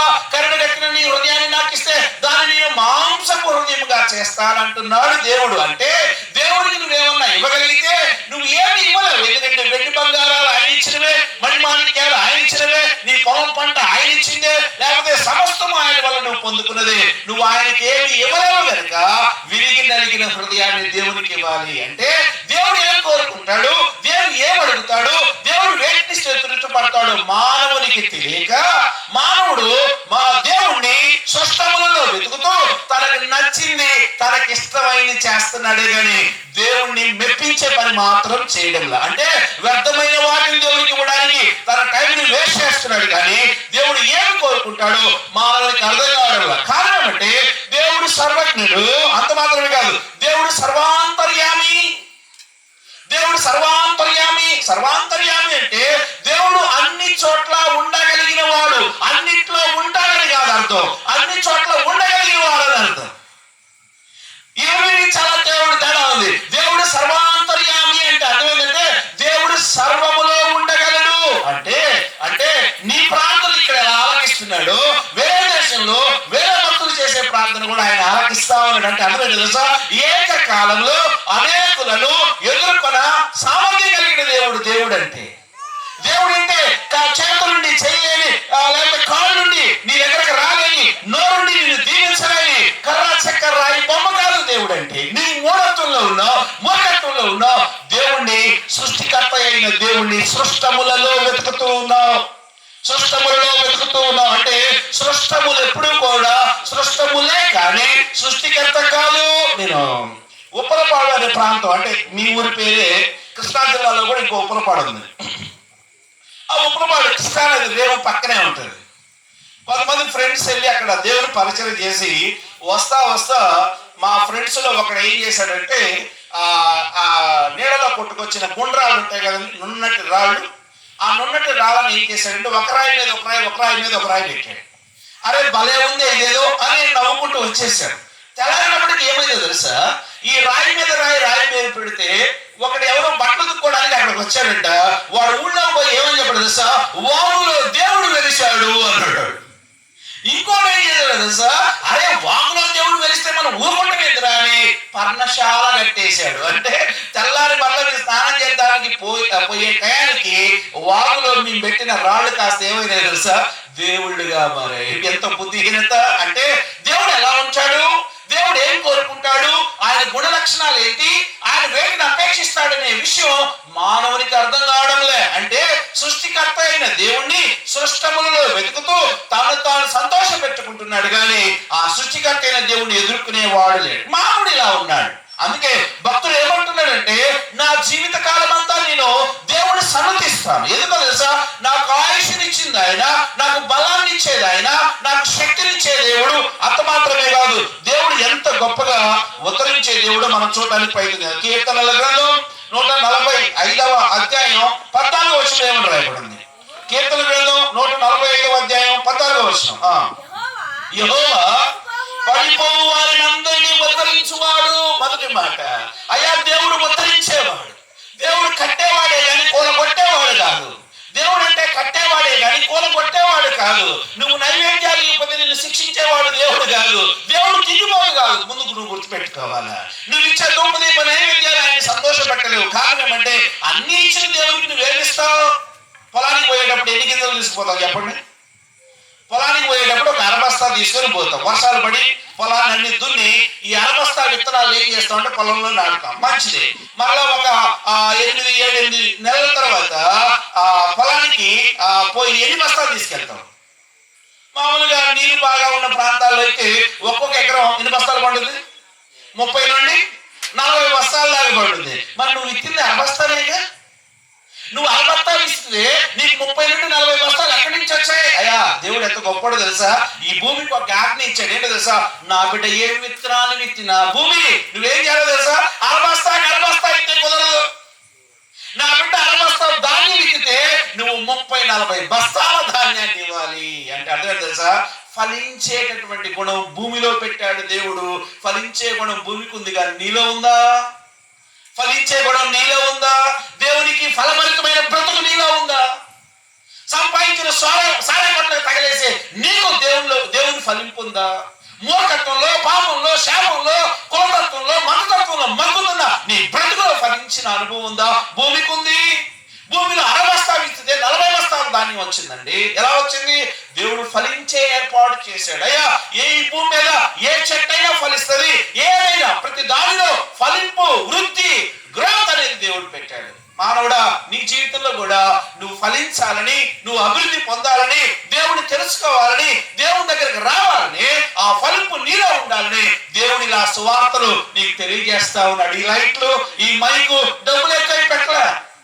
ఈ మైకులు, ఈ సౌండ్, ఇలాంటి ఈ శబ్దాలు ఇవన్నీ దేని కొరకు తెలుసా? నీలో ఆత్మీయ ఫలింపు కావాలి. నువ్వు ఆత్మీయంగా దేవుని దగ్గరకు రావాలి. నువ్వెవరో తెలుసుకోవాలి. నువ్వు నీ సృష్టికర్త ఎవరో, ఆయన నీ నుండి ఏం కోరుకుంటున్నాడో, వేటిని అపేక్షిస్తాడో నువ్వు తెలుసుకోవాలి. చాలాసార్లు చెప్పాను. నల్గొండ జిల్లాలో అడవి దేవులపల్లి అని ఒక గ్రామం ఉంది. చాలా కొండ మీద ఉంటుంది, కృష్ణానది ఒడ్డున ఉంటుంది. అది అడవి దేవులపల్లి అని చాలాసార్లు చెప్పాను. అక్కడ ఏం చేస్తారంటే 101 దున్నపోతులు తీసుకొస్తారు. 101 దున్నపోతులు తీసుకొచ్చి వాటి తలలను నరుకుతారు. నరికి ఆ రక్తాన్ని పళ్ళాల్లో పడతారు. పట్టి ఒక పెద్ద కుండకి అన్నం వండుతారు. ఆ అన్నాన్ని ఈ రక్తంలో తడిపి ఆ ముద్దలుగా చేస్తారు. ఈ ముద్దని 10 రూపాయల చొప్పున ఆ రోజుల్లో అమ్మేవాడు. ఈ కొనుక్కున్న ముద్దను తీసుకొని ఆ గ్రామస్తులు ఏం చేసేవాళ్ళంటే రక్త తర్పితమైన ఆ ఆహారాన్ని తీసుకొని వారి ఇళ్ల చుట్టూ మెతుకు వేసేవాళ్ళు. వాళ్ళ పొలాల చుట్టూ చల్లుకునేవాళ్ళు. వాళ్ళకున్న ఆస్తుల చుట్టూ. నేను అడిగాను ఒకసారి, అయ్యా ఏంటిది ఈ రక్త తర్పితమైన ఆహారాన్ని మీరెందుకు చేస్తావారంటే వాళ్ళు చెప్పినటువంటి మాట ఏంటో తెలుసా? వారు చెప్పిన మాట ఏంటో తెలుసా? రక్తంతో తడిపిన ఈ ఆహారాన్ని మా ఇళ్ల చుట్టూ చల్లుకుంటే, మా పొలాల చుట్టూ చల్లుకుంటే రోగాలు రావు, దెయ్యాలు రావు, చీడపీడలు రావు, రుగ్మతలు రావు. అంత మాత్రమే కాదు, పాపమంతా పోతుంది ఈ రక్తం తడిపిన అన్నం వల్ల అని చెప్తా ఉన్నారు. అంటే మానవుడు పాపం చేసి, మానవుడు బుద్ధిహీనత కలిగి, మానవుడు దేవుడిని ఎరగక ఇష్టానుసారంగా జీవించి జంతువులు చంపితే మానవుడి ప్రాణం ఎలా పోతుంది అంటే పాపం చేసిన మానవుడినే చంపాలి. అంటే మానవుడినే చంపుకుంటూ వెళ్ళిపోతే ఈ లోకం సమాధానం తెప్పైంది కానీ ఈ దేశం కాదు. ఎందుకో తెలుసా? దుష్ట శిక్షణ శిష్ట రక్షణ ఈ లోకంలో ఉన్న నీతి. దుష్ట శిక్షణ శిష్ట రక్షణ. దుష్ట శిక్షణ అంటే అర్థం ఏంటంటే దుష్టుడిని శిక్షించాలి. శిష్టుడు అంటే మంచివాడు, మంచివాడిని రక్షించాలి, దుష్టుడిని శిక్షించాలి. ఈ లోకంలో ఉన్న ధర్మంలా బాధ చేస్తా ఉంది. ఎవడు దుష్టుడు కాదు. ఇది మన జీవితాలకు అప్లై చేసుకుంటే దుష్టత్వం లేనోడు ఎవడు? చాలా ప్రాంతాలకు వెళ్ళినప్పుడు ముసలోళ్ళు వచ్చి ప్రార్థన చేయమని అడుగుతారు. దేనికోసం అమ్మా అంటే ఏంటో తెలుసా? వాళ్ళు చెప్పే ప్రాముఖ్యమైన ప్రార్థనా పాయింట్, నా కొడుకు ఎగిరెగిరి తంతున్నాడయ్యా అని చెప్తారు. దేనికోసం ప్రార్థన చేయాలంటే ఇప్పుడు కొడుకు ఎగిరెగిరి తంతుంటే కొడుకు తనకుండా ఉండేటట్టుగా ప్రార్థన చేయాలంటే అసలు ఎవరిని తంతారండి చెప్పండి? స్కూల్కి బాట్ల పిల్లోడు తల్లి ఏం చేస్తుంది? కర్ర తీసుకొని 2 కొట్టి బా స్కూల్కి బా అంటది. ఎందుకు? జ్ఞానాన్ని వాడు పొందుకోవాలని రుజు మార్గంలో వాడిని పెట్టడం కోసం దండన తల్లి చేయాలి. కానీ ఆశ్చర్యపడి తెలుసా? ఆస్తుల కోసం, ఆస్తి రాయలేదని, లేకపోతే రకరకాల పరిస్థితుల్లో తల్లిదండ్రులను హింసించే వారు తయారై. ఎక్కడి నుంచి వచ్చింది వీడికి దుష్టత్వం? పొద్దున సాయంత్రం కష్టపడతాడు, వస్తా బాగా తాగొస్తాడు, ఇంట్లో ఇలా ఎదురు చూస్తా ఉంటది, ఒళ్ళు హోరమే తాగదంటాడు. ఈ పనికి మాలోడికి ఈ దుష్టత్వం ఎక్కడి నుంచి వచ్చింది? కాలేజీకి పోయి చదువుకోరా అంటే పెద్ద కాలేజీలో పిల్లల్ని జాయిన్ చేస్తే వాడు అక్కడికి పోయి చెడ్డ స్నేహాలు అలవాటయ్యి కట్టమని ఫీజులు ఇస్తే ఆ ఫీజులు తీసుకుపోయి బార్లో కూర్చొని చీల్సి చెప్తూనే ఈ పనికి మాలిన యవనస్తుల్లో ఈ దుష్టత్వం ఎక్కడి నుంచి వచ్చింది? చిన్నపిల్లోడికి తింటావురా బిస్కెట్ ప్యాకెట్ ఇవ్వనా అంటే ఇచ్చేటప్పుడు బాగా తీసుకుంటాడు. అరే బిస్కెట్ బెటర్ అంటే వాడు లాగి బిస్కెట్ ప్యాకెట్ వెనక పెట్టుకుంటాడు. ఇలా దాచుకోమని వాడికి చెప్పిన వాడెవడు అంటే దుష్టత్వం ఎవరు చెప్పవసల్లా, దుష్టత్వం ఎవరు నేర్పవసల్లా.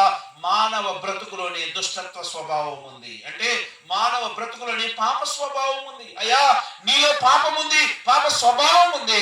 ఆ పాప స్వభావం దేని వలన పోతుంది అని అంటే పాపం లేని వాడు వచ్చి భూమి మీద రక్తం చిందిస్తే తప్ప ఆ పాపము నుండి నువ్వు బయటకు వచ్చే అవకాశం లేదు. అందుకే ప్రభువైన యేసుక్రీస్తు వారు నీ క్యాలెండర్ సాక్షిగా, అంటే నీ ఇంటిలో ఉన్న క్యాలెండర్ సాక్షిగా యేసుక్రీస్తు వారు ఈ భూమి మీదకి వచ్చాడు.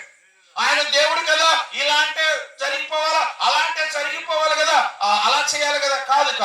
దేవుడు నీకు బ్రతకడానికి జ్ఞానం ఇచ్చాడు, జీవించడానికి అనుభవాలు ఇచ్చాడు, సమస్తాన్ని ఇచ్చిన దేవుడు మానవుడు పాపభూయిష్టమైన బ్రతుకును బ్రతుకుతా ఉన్నప్పుడు ఆ పాపము నుండి మానవుడు బయటకు రాలేని స్థితిలో ఉంటే కదా. సిగరెట్ పెట్టి మీద ఒక మాట రాసి ఉంటుంది, స్టాట్యుటరీ వార్నింగ్, చట్టబద్ధమైన హెచ్చరిక, smoking is injurious to health అని రాసి ఉంటుంది. చట్టబద్ధమైన హెచ్చరిక, పొగాకు త్రాగుట ఆరోగ్యానికి హానికరం అని ఉంటుంది. ఎంతమంది సిగరెట్ పెట్టి మీద హెచ్చరిక చేసి అమ్మో ఇది హానికరం అంటారు పక్కన పడేశారు? ఎవడో పడేడు. సొట్టపేక కాల్చేవాడే. కానీ అంటే అర్థం ఏంటంటే పెట్టె మీదే నీతి బోధలు రాసి ఉంటే ఆ నీతి బోధ ఈ బ్రతుకులో ఎందుకు ప్రభావం చూపడం లేదు? చూపదు. ఎందుకు చూపదు తెలుసా? మానవ బ్రతుకులోనే పాపం ఉంది, పాపపు స్వభావం ఉంది, పాపపు నైజం ఉంది. పాపాన్ని తింటాడు, పాపాన్ని తాగుతాడు. అందుకే బైబిల్లో యెషయా రాయబడింది, ఆహారము కాని వాటిని ఆహారముగాను. అవునండి, ఆహారమైన వాటిని తినొచ్చు, తప్పులేదు. మంచిగా ఆహారం తినండి, మేలైన ఆహారం తినండి, శ్రేష్టమైన ఆహారం తినండి. పాన్పరాలు ఆహారమా? పొగాకు నవ్వటం ఆహారమా? సుట్టమేగలు తాగటం ఆహారమా? అంటే ఆహారము కాని వాటిని ఆహారముగాను, పానీయము కాని వాటిని పానీయముగాను. అంటే మంచి డ్రింక్ తాగు, లేకపోతే మంచి దంసం తాగు, లేకపోతే జ్యూస్ తాగు, మంచినీళ్ళు తాగు, మంచి తాగటానికి వదిలేసి చెడ్డయన్ని తాగితే, అంటే ఆహారము కాని వాటిని ఆహారముగాను, పానీయము కాని వాటిని పానీయముగాను చేసుకుని వారులారా మీకు శ్రమ అని రాయబడింది.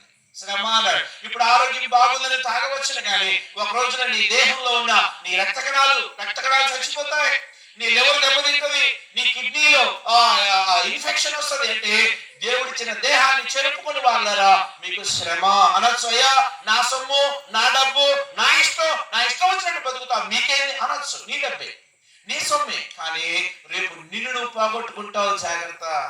నిన్ను నువ్వు పోగొట్టుకోవడానికి, నిన్ను నువ్వు చెడగొట్టుకోవడానికి దేవుడు నీకు దేహం ఇవ్వాల. చేతులు లేని వాళ్ళు ఎంతమంది? గుంటూరు బస్ స్టాండ్, అంటే ఇప్పుడు కాదు, చాలా సంవత్సరాల క్రితం ఒక తల్లి ఏం చేసేదంటే తన బిడ్డని ఎత్తుకొని వచ్చి గుంటూరు బస్ స్టాండ్ ముందుకు వచ్చేది. ఆ బిడ్డకి పుట్టుకతోనే కాళ్ళు చేతుల్లో ఒక మొండు మాత్రమే ఉంది. ఆ మొండానికి ఒక తల మాత్రమే ఉండేది. వాడు కాళ్ళు చేతులు లేకపోయినా పెద్దగా కేకలు వేయగలడు. వాళ్ళ అమ్మ పొద్దునే ఏం చేసేదంటే ఆ బస్ స్టాండ్ ముందు ఓ పెద్ద క్లాత్ పరిచి దాని మీద పడుకోబెట్టేది. వీడేం చేస్తా ఉంటాడంటే పొద్దున టిఫిన్ పెట్టి ఆడు పడుకోబెడితే వీడు అమ్మా ధర్మం, అయ్యా ధర్మం, కాళ్ళు లేనోడిని, చేతులు లేనోడిని, డబ్బులు వేయండి అని ఇలా అడుక్కుంటా ఉంటాడు. మధ్యాహ్నం వచ్చింది వాళ్ళమ్మ, ఈ మొండానికి మళ్ళీ అన్నం పెట్టుద్ది, నీళ్లు తాపించింది, మళ్ళీ ఆడ పడుకోబెట్టింది. వీడు మళ్ళీ సాయం దాకా పాడిందే పాట. ఇప్పుడు ఇలా అనుకుందాం, నిన్ను నన్ను అలా చేస్తే, దేవుడు నిన్ను అలా పుట్టించుంటే నీ నా బ్రతుకులు ఏమై ఉండేయో. నోరుంటే ఇతరులను తిట్టడానికి, దేహం ఉంటే పాపం చేయడానికి, లేకపోతే ఇంకా ఓపిక ఉంటే ఇష్టానుసారంగా జీవించడానికి జీవితాన్ని ఖర్చు చేస్తున్న మానవుడా, నీకు నిజమైన రక్షణ ఎక్కడుందో తెలుసా? కేవలం దేవుళ్ళనే ఉంది. ఆ రక్షణ అనుభవించిన భక్తుడు అంటున్నాడు, నా జీవిత కాలం అంతా. అవును, దేవుడు ఎంతవరకు ఈ భూమి మీద జీవించే 60 లేదా 70 సంవత్సరాలు బ్రతికే కాదు, రేపు చచ్చిపోయినా నువ్వు దేవుడి వద్దకు వెళ్ళాలి. రేపు చచ్చిపోతే నీకు 2 ప్రదేశాలు ఉన్నాయి. నువ్వు ఒకవేళ చనిపోతే రేపు అది నీ దేవుణ్ణి అంగీకరించడాన్ని బట్టి జరిగే మర్యాద, దేవుణ్ణి అంగీకరించకపోతే జరిగే మర్యాద, 2 వేరు మర్యాదలు ఉన్నాయి. బైబిల్ చాలా స్పష్టంగా చెప్తుంది, నీ సృష్టికర్తను నువ్వు స్మరణకు తెచ్చుకుంటే నీవు నీ దేవుడైన యెహోవాను, లేదు యేసుక్రీస్తు వారిని సొంత రక్షణగా అంగీకరించడాన్ని బట్టి నిత్య రాజ్యానికన్నా వెడతావు, లేదు నిత్య నరకానికన్నా వెడతావు. అయ్యా దేవుడితో నాకు పని లేదు, ఉద్యోగం చేసే పిల్లలు ఉన్నారు, ఊరి చివరం 4 ఎకరాల పొలం ఉంది, నాకు మేడలున్నాయి, మిత్రులున్నాయి, ఎన్నైనా ఉండవచ్చును, కానీ నిన్నుగా రక్షించేవాడు దేవుడు, నిన్నుగా ఉద్ధరించేవాడు దేవుడు. అందుకే ఇందాక ఆ మాట మనం చూసాం. ఏంటంట దేవుడు ఏం చేస్తాడు? పడిపోవు వారందరినీ ఉద్ధరించువాడు. ఆ కంటిన్యూషన్ ఇంకో మాట ఉంది, కృంగిపోయిన వారందరినీ లేవనెత్తువాడు. అంటే నీ శరీరంలో ఉన్న ప్రతి రుగ్మత నిన్ను కృంగదీస్తా ఉన్నప్పుడు, నీ పరిస్థితులు నిన్ను కృంగదీస్తా ఉన్నప్పుడు, నీ జీవితంలో నాకెవరు లేరనుకున్నప్పుడు నేనున్నాను అంటాడు దేవుడు. నేనున్నాను అంటాడు దేవుడు. ఎంత అంటే ఆయన కృపా కాపుదల ఎంత గొప్పదంటే, నువ్వు పెంచి పోషించిన నీ పిల్లల ప్రేమ కన్నా గొప్ప ప్రేమ దేవుని యొక్క ఉన్నతమైనటువంటి ప్రేమ. గుంటూరులో ఒక ఆయన ఉన్నాడు, అందరూ గుంటూరులోనే ఉంటారు, అనపాకండి, అన్ని చోట్ల ఉంటారు. గుంటూరులో ఉన్న ఒక ఆయన గురించి చెప్తున్నాను. తల్లి దగ్గరకు వచ్చాడు, తల్లికి జలుబు చేసింది, హాస్పిటల్కి తీసుకొచ్చాడు. అమ్మా దీని మీద సంతకం పెట్టన్నాడు. దేనికి రా అంది. అమ్మా గుంటూరు గవర్నమెంట్ హాస్పిటల్లో ఓపీ రాయించాలంటే దీని మీద సంతకం పెట్టాలంట అన్నాడు. సరే అడిగాడు కదా అని సంతకం పెట్టింది. తీసుకుపోయాడు, డాక్టర్ చూపించాడు, 4 మందులు బిళ్ళలు రాసిచ్చారు, తీసుకున్నాడు చక్కగా. ఇంటికి వెళ్ళిపోయారు. ముసలి టాబ్లెట్లు వేసుకుంది, ఆరోగ్యం బాగైంది. ఆ చుట్టుపక్కల వాళ్ళందరికీ చెప్పింది, నా కొడుకు ఎంత మంచోడో, హాస్పిటల్కి తీసుకుపోయి నాకు బిళ్ళలే ఇచ్చాడయ్యా, బాగానే ఉంది. ఒక రోజు పిల్లోడిని ఏదో అడిగింది కొడుకుని. కొడుకు అంటున్నాడు, నీ ధ్యానం చేయను అంటున్నాడు. అరే ఏంట్రా ఎదురు తిరుగుతున్నావు అంది. నేను ఇంతే అంటున్నాడు. నానా నాకు వృద్ధాప్యంలో నాకు సహాయం చేయరా, ఒకవేళ నువ్వు సహాయం చేయకపోతే ఆస్తి నీకెవరు పో అంటుంది. అంటున్నాడు, పిచ్చిదాన. ఏమన్నాడు? పిచ్చిదాన. ఇప్పుడు ఇచ్చేదేంది? భయపట్టల్లా. అరే నువ్వు నాకు కనీసం మందులు కూడా కొనిగిపోతే నా ఆస్తిలో చిన్నగా కూడా ఏమని అంటుంది. పిల్లోడు నవ్వుతా ఉన్నాడు. తల్లికి అర్థం కాల, ఏమిటో వీడికి ఆస్తి పెట్టనన్నా కూడా వీడు చిరునవ్వు నవ్వుతున్నాడేంటి, ఏమి సంగతి అంటే, ఇప్పుడు రాసి ఇచ్చేదేంది, నీ ఆస్తి ఎప్పుడో రాయించేసుకున్నా. ఎప్పుడు రాయించుకున్నాడు? ఆ గవర్నమెంట్ హాస్పిటల్ తీసుకెళ్లి గోళీ విప్పించాడే, అప్పుడు పెట్టింది సంతకం. ఆ సంతకం అప్లికేషన్ మీద కాదు, ఆస్తుల సిట్టా మీద పెట్టింది తీసుకుపోయి సంతకం. ఆస్తి మొత్తం ఎవరు పాలైంది కదా? మోసం చేసే పిల్లలు, తల్లిదండ్రులు మోసం చేసే పిల్లలు, వృద్ధాప్యంలో ముద్దేలేని పిల్లలు, వృద్ధాప్యంలో కనీసం కడుపును పుట్టిన శత్రువులు ఆడ ఉంటారంట, కొడుకులు కూతుళ్ళ రూపంలో ఇంట్లోనే ఉంటారంట. కొడుకులు కూతుళ్ళ రూపంలో కడిగి తుడిసి బాగు చేసి బతకడం నేర్పిస్తే వీడు ఎగిరి అంటాడు దుర్మార్గుడు. ఇవన్నీ చేసి చేసి ఒక 5 చేతులు పెట్టి జాగ్రత్తగా వెళ్ళి కాపురం చేయమంటే 10 సార్లు వచ్చింది బస్ ఎక్కి ఇంటికి. ఏంది మా ఆయనకి బండి ఇస్తానన్నావుగా, మా ఆయనకి నీ కొడుకు ఎత్తావా నాకేమో ఇవాళ కాపురం చేసేదానికన్నా ఈ నుంచి డ్రా చేసుకెళ్ళేది ఎక్కువ. డ్రా చేసుకెళ్ళేది మన శాంతి చేయవలేని. అందరి పిల్లలు ఇలా ఉంటారు నేను చెప్పడం లేదు. ఈ లోకంలో అన్ని ప్రేమల కన్నా ఉన్నతమైన ప్రేమ దేవుడి ప్రేమ. దేవుడి బిడ్డ ఆ శాశ్వతమైన ప్రేమతో దేవుడి రాత్రి నేను పిలుస్తా ఉన్నాడు. అయ్యా ఏది ఘనం అనుకుంటున్నావు, ఏది గొప్పది అనుకుంటున్నావు, ఏది ఉన్నతం అనుకుంటున్నావు, అవన్నీ ఒక రోజున నీ నుండి దూరం అయిపోతాయి, నీకు దూరం అయిపోతాయి. అండబలం, అంగబలం, ఖండబలం, గుండె బలం అన్నీ దిగజారిపోతాయి. ఒక రోజున నువ్వు తోలు తిత్తిగా మిగులుతావు. ప్రతోడికి 3వ కాలు వచ్చిందంట. ఏంటి 3వ కాలు అంటే? కర్ర కదండి. వయసులో ఉన్నప్పుడు ఏమని నడుస్తాడో మనగాళ్ళగా రొమ్మిసుకొని రేపు ఒక రోజునే ఈ గుండె ఈ ఎన్నెమ్ము కంటది నా వల్ల కాదు ఇంకా నడవటం అనేది. ఈ మోకాళ్ళు అంటే చెప్పలు అరిగిపోయి నా వల్ల కాదంటది. ఈ గుండె అంటది నువ్వు పుట్టిన దగ్గర నుంచి కొట్టుకుంటాను రా బాబు, ఇక నేను ఆగిపోనా అంటది. ఆగిపోద్ది, వీడు దవేదమని పడతాడు. అంటే అర్థమైంది తెలుసా, నీ శరీరమే ఒక రోజున నీ నుండి దూరం చేయబడుతుంది. మరి నిన్ను కాచేది ఎవరు? అందుకే కీర్తనాకారుడు ఇక్కడ మాట రాశాడు. ఆ చెప్పి మనం ముగించుకుందాం. ఏమంటే 3వ వచనం కీర్తన గ్రంథం 146వ అధ్యాయము 3వ వచనం. రాజుల చేతనైనను నరుల చేతనైనను రక్షణ కలగదు. అంటే మానవుడికి ఇవ్వబడిన ఉన్నతమైన భాగ్యం ఏంటో తెలుసా, సర్వోన్నతమైన దేవుని కుమారుడే ఈ లోకానికి వచ్చాడు నర రూపధారిగా. యేసుక్రీస్తు వారు మతాలు స్థాపించడానికి రాలా, మనుషుల మధ్య గొడవలు పెట్టడానికి రాలా, వీడు ఊరు శివరాడు వీడు ఊరు మధ్యోడని అంతరాలు సృష్టించడానికి రాలా.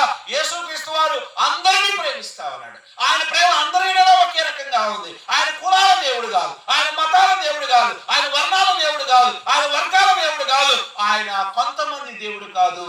యేసుక్రీస్తు అందరికీ ప్రభు. బైబిల్ ఏమన్నది తెలుసా, యేసుక్రీస్తు అందరికీ ప్రభు. అయ్యా ఈ రాత్రి ప్రభు యేసుక్రీస్తు వారిని నీ హృదయంలోనికి ఆహ్వానిస్తే ఆయన నీకు నిన్ను ఉద్ధరించడమే కాదు, కృంగి ఉన్న వాళ్ళు నిన్ను లేవనెత్తడమే కాదు, ఆయన గొప్ప రక్షణని ఇవ్వడం మాత్రమే కాదు, కానీ నీ బ్రతుకు దినములన్నీ ఆయన కృపాక్షేమాలు నీ వెంట వస్తాయి. ఆయన ఎంత గొప్పగా ఆయన ఆశీర్వదిస్తాడు అని అంటే ఆ చివరి వచనంలో రాయబడి, ఎవరికి యాకోబు దేవుడు సహాయుడగునో, ఎవడు తన దేవుడైన యెహోవా మీద ఆశ పెట్టుకునో వాడు ధన్యుడు.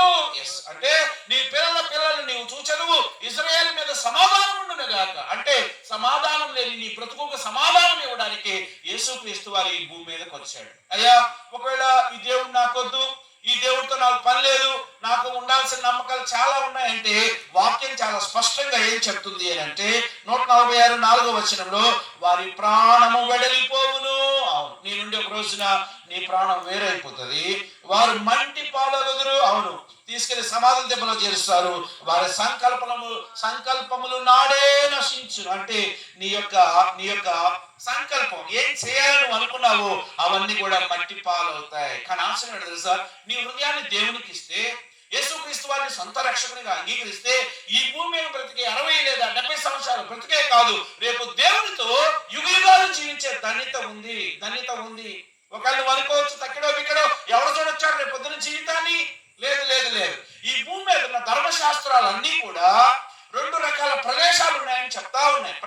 ప్రతి మతంలో కూడా 2 స్థలాల గురించి చెప్పాడు. ఒకటి స్వర్గం, రెండవది నరకం. అంటే ఆ కాన్సెప్ట్ కరెక్ట్. అంటే ఎవరు దేవుని సొంత రక్షకునిగా అంగీకరిస్తారో వారు సన్మోహతులైన దేవుని స్థలాల్లో ఉంటారు.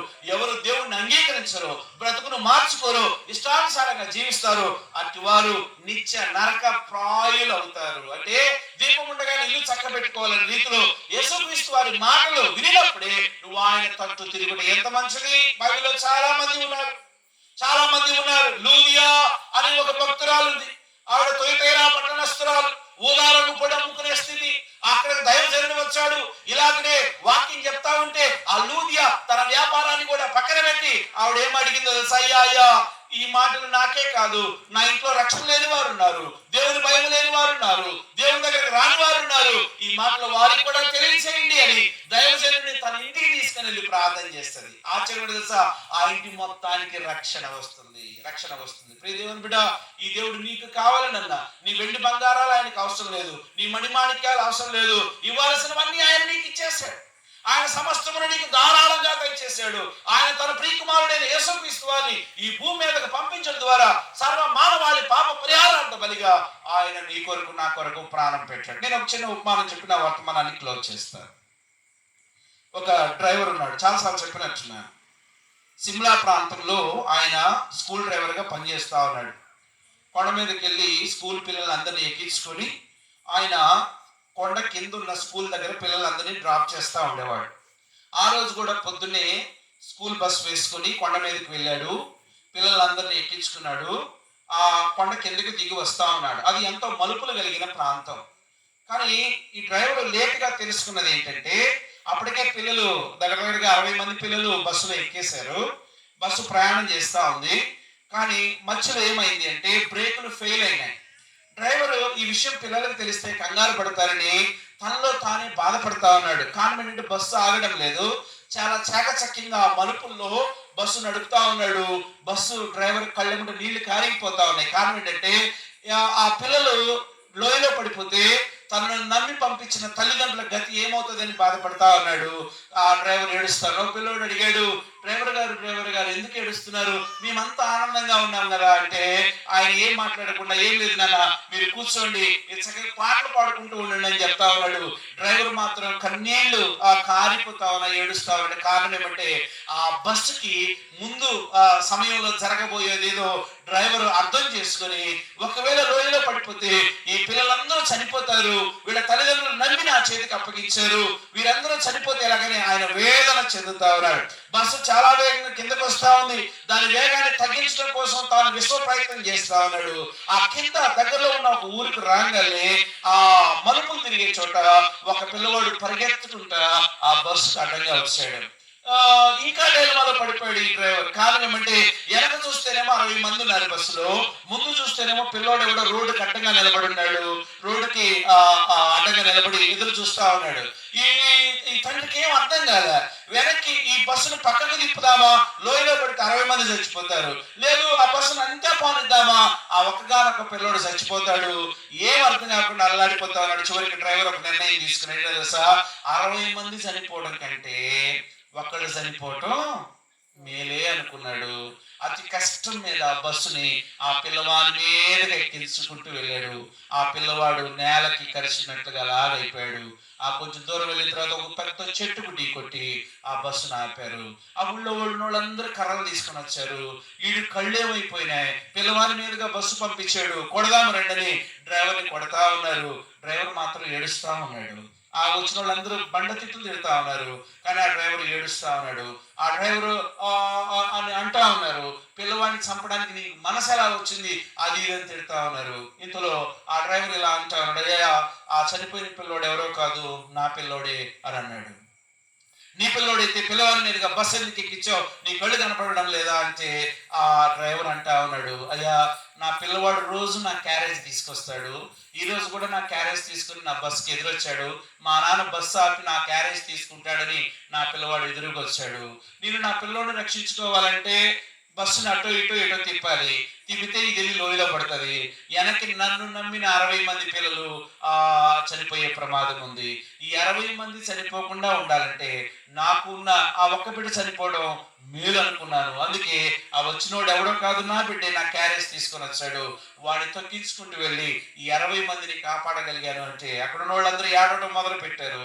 ఆ పెద్దగా ఏడుస్తా అంటున్నారు, ఓ డ్రైవర్ గారు నువ్వు ఎంత గొప్పోడివి, 60 మందిని రక్షించడానికి నీ సొంత కుమారుని కూడా ఇవ్వడానికి నువ్వు వెనుదీయలేదని అందరూ అన్నారు. ప్రియదేవుడు ఎందుకు చెప్పినాడు తెలుసా, యేసుక్రీస్తు వారు కూడా ఈ భూమి మీదకి ఎందుకు వచ్చాడో తెలుసా, మనందరం పాప శాపంలో కొట్టుమిట్టాడుతూ పాపాన్ని తిని పాపాన్ని తాగి పాపంలోనే చచ్చిపోవడం సర్వోన్నతుడైన దేవునికి ఇష్టం లేక తన ప్రియకుమారుడైన యేసుక్రీస్తు వారిని ఈ భూమి మీదకు పంపించి ఆయన చివరి రక్తము బొట్టు కూడా సర్వ మానవాళి పాప పరిహారార్థ బలిగా ఆయన అర్పించడమే కాదు, ఆయన కార్చిన రక్తం మనల్ని కడిగి పవిత్రులుగా మార్చడమే కాదు, రేపు పరలోక రాజ్యాన్ని కూడా సంతరించేదిగా ఉంటుంది. యేసుక్రీస్తు వారంటే అబ్రాకిదబ్రా దేవుడు కాదు, మాయలు అవి కాదు, కానీ ఆయన నీ కొరకు వచ్చిన సర్వోన్నతుడైన దేవుని కుమారుడు, నీ కొరకు నా కొరకు ప్రాణం పెట్టిన వాడు. ఏ బలి ఏ రక్తం చిందించినా మన పాపాలు పోనప్పుడు ఆ పరిశుద్ధుడైన దేవుడే భూమి మీదకు వచ్చి మనందరి పాపమునకు చెల్లించిన వాడు, మనందరి నిమిత్తం బలియాగం చేసినటువంటి వాడు, ఆయన నమ్ముకున్న వారిని నిత్యరాజ్యాన్ని చేర్చే దేవుడు. అయ్యా, యేసుక్రీస్తు వారు మతాల దేవుడు కాదు, కులాల దేవుడు కాదు, వర్ణాల దేవుడు కాదు, మన బ్రతుకుకు దేవుడు. ఈ మాటలు విను నువ్వెవరివైనా సరే, యేసు ప్రభువా నా హృదయంలోనికి రండి, కరగబెట్టి నా హృదయాన్ని మార్చండి, నా హృదయాన్ని మాంసపు హృదయంగా మార్చండి అని ఒకవేళ నీ స్థితిని బట్టి నువ్వు ఒప్పుకొనదలిచినట్లయితే, ఆయన నమ్మదగిన వాడు, నీతిమంతుడు గనక నిన్ను అపాద మస్తకము కడిగి నీలో ఉన్న ప్రతి బలహీనతలో నీకు జయాన్ని దయచేసి నిన్ను ఉద్ధరించడమే కాదు, కృంగిన నిన్ను లేవనెత్తి ఆయన గొప్ప రక్షణ భాగ్యంతో నిన్ను నీ కుటుంబాన్ని నింపగలడు. అంటే ఈ భూమి మీద ఏమీ ఇవ్వలేని రక్షణ ఆయనలో ఉంది. ఆయన నిన్ను రక్షించగలడు, నీ ప్రాణాత్మ దేహములను రక్షించగలడు. భూమి మీద 60 ఏళ్ల బ్రతుకులో కూడా ఆయన సహాయకారిగా ఉండగలడు. ఒకవేళ రేపు నువ్వు చనిపోయినా నీ ఆత్మ నిత్య నరకానికి పాత్రుడు కాకుండా ఆయన నరకం నుండి నిన్ను తప్పించి నిత్యరాజ్యానికి వారసుడిగా చేయగలడు. అంటే యేసుక్రీస్తు వారి ప్రేమ నీకు అర్థమైతే నువ్వేం చేయాల్సిన అవసరం లేదు. తల వంచుకో, ప్రార్థన చేసుకుందాం. ఆయన సమస్తము నీకు ఇచ్చాడు. నీకు బ్రతుకునిచ్చాడు, బలాన్ని ఇచ్చాడు, శక్తినిచ్చాడు, కుటుంబాన్ని ఇచ్చాడు, మంచి పిల్లల్ని ఇచ్చాడు, భార్యనిచ్చాడు. అన్నీ ఇచ్చిన దేవుడు నిన్నేమడుగుతున్నాడు తెలుసా? నీ వెండి బంగారాలు ఆయనకొద్దు, నీ మణిమాణిక్యాలు ఆయనకొద్దు, నువ్వు ఆయనకేమి ఇవ్వలేవు గనక నీ పడి చెగిన నీ హృదయాన్ని దేవునికి ఇస్తావా? కరగబెట్టిన నీ హృదయాన్ని ఆయనకి ఇస్తావా?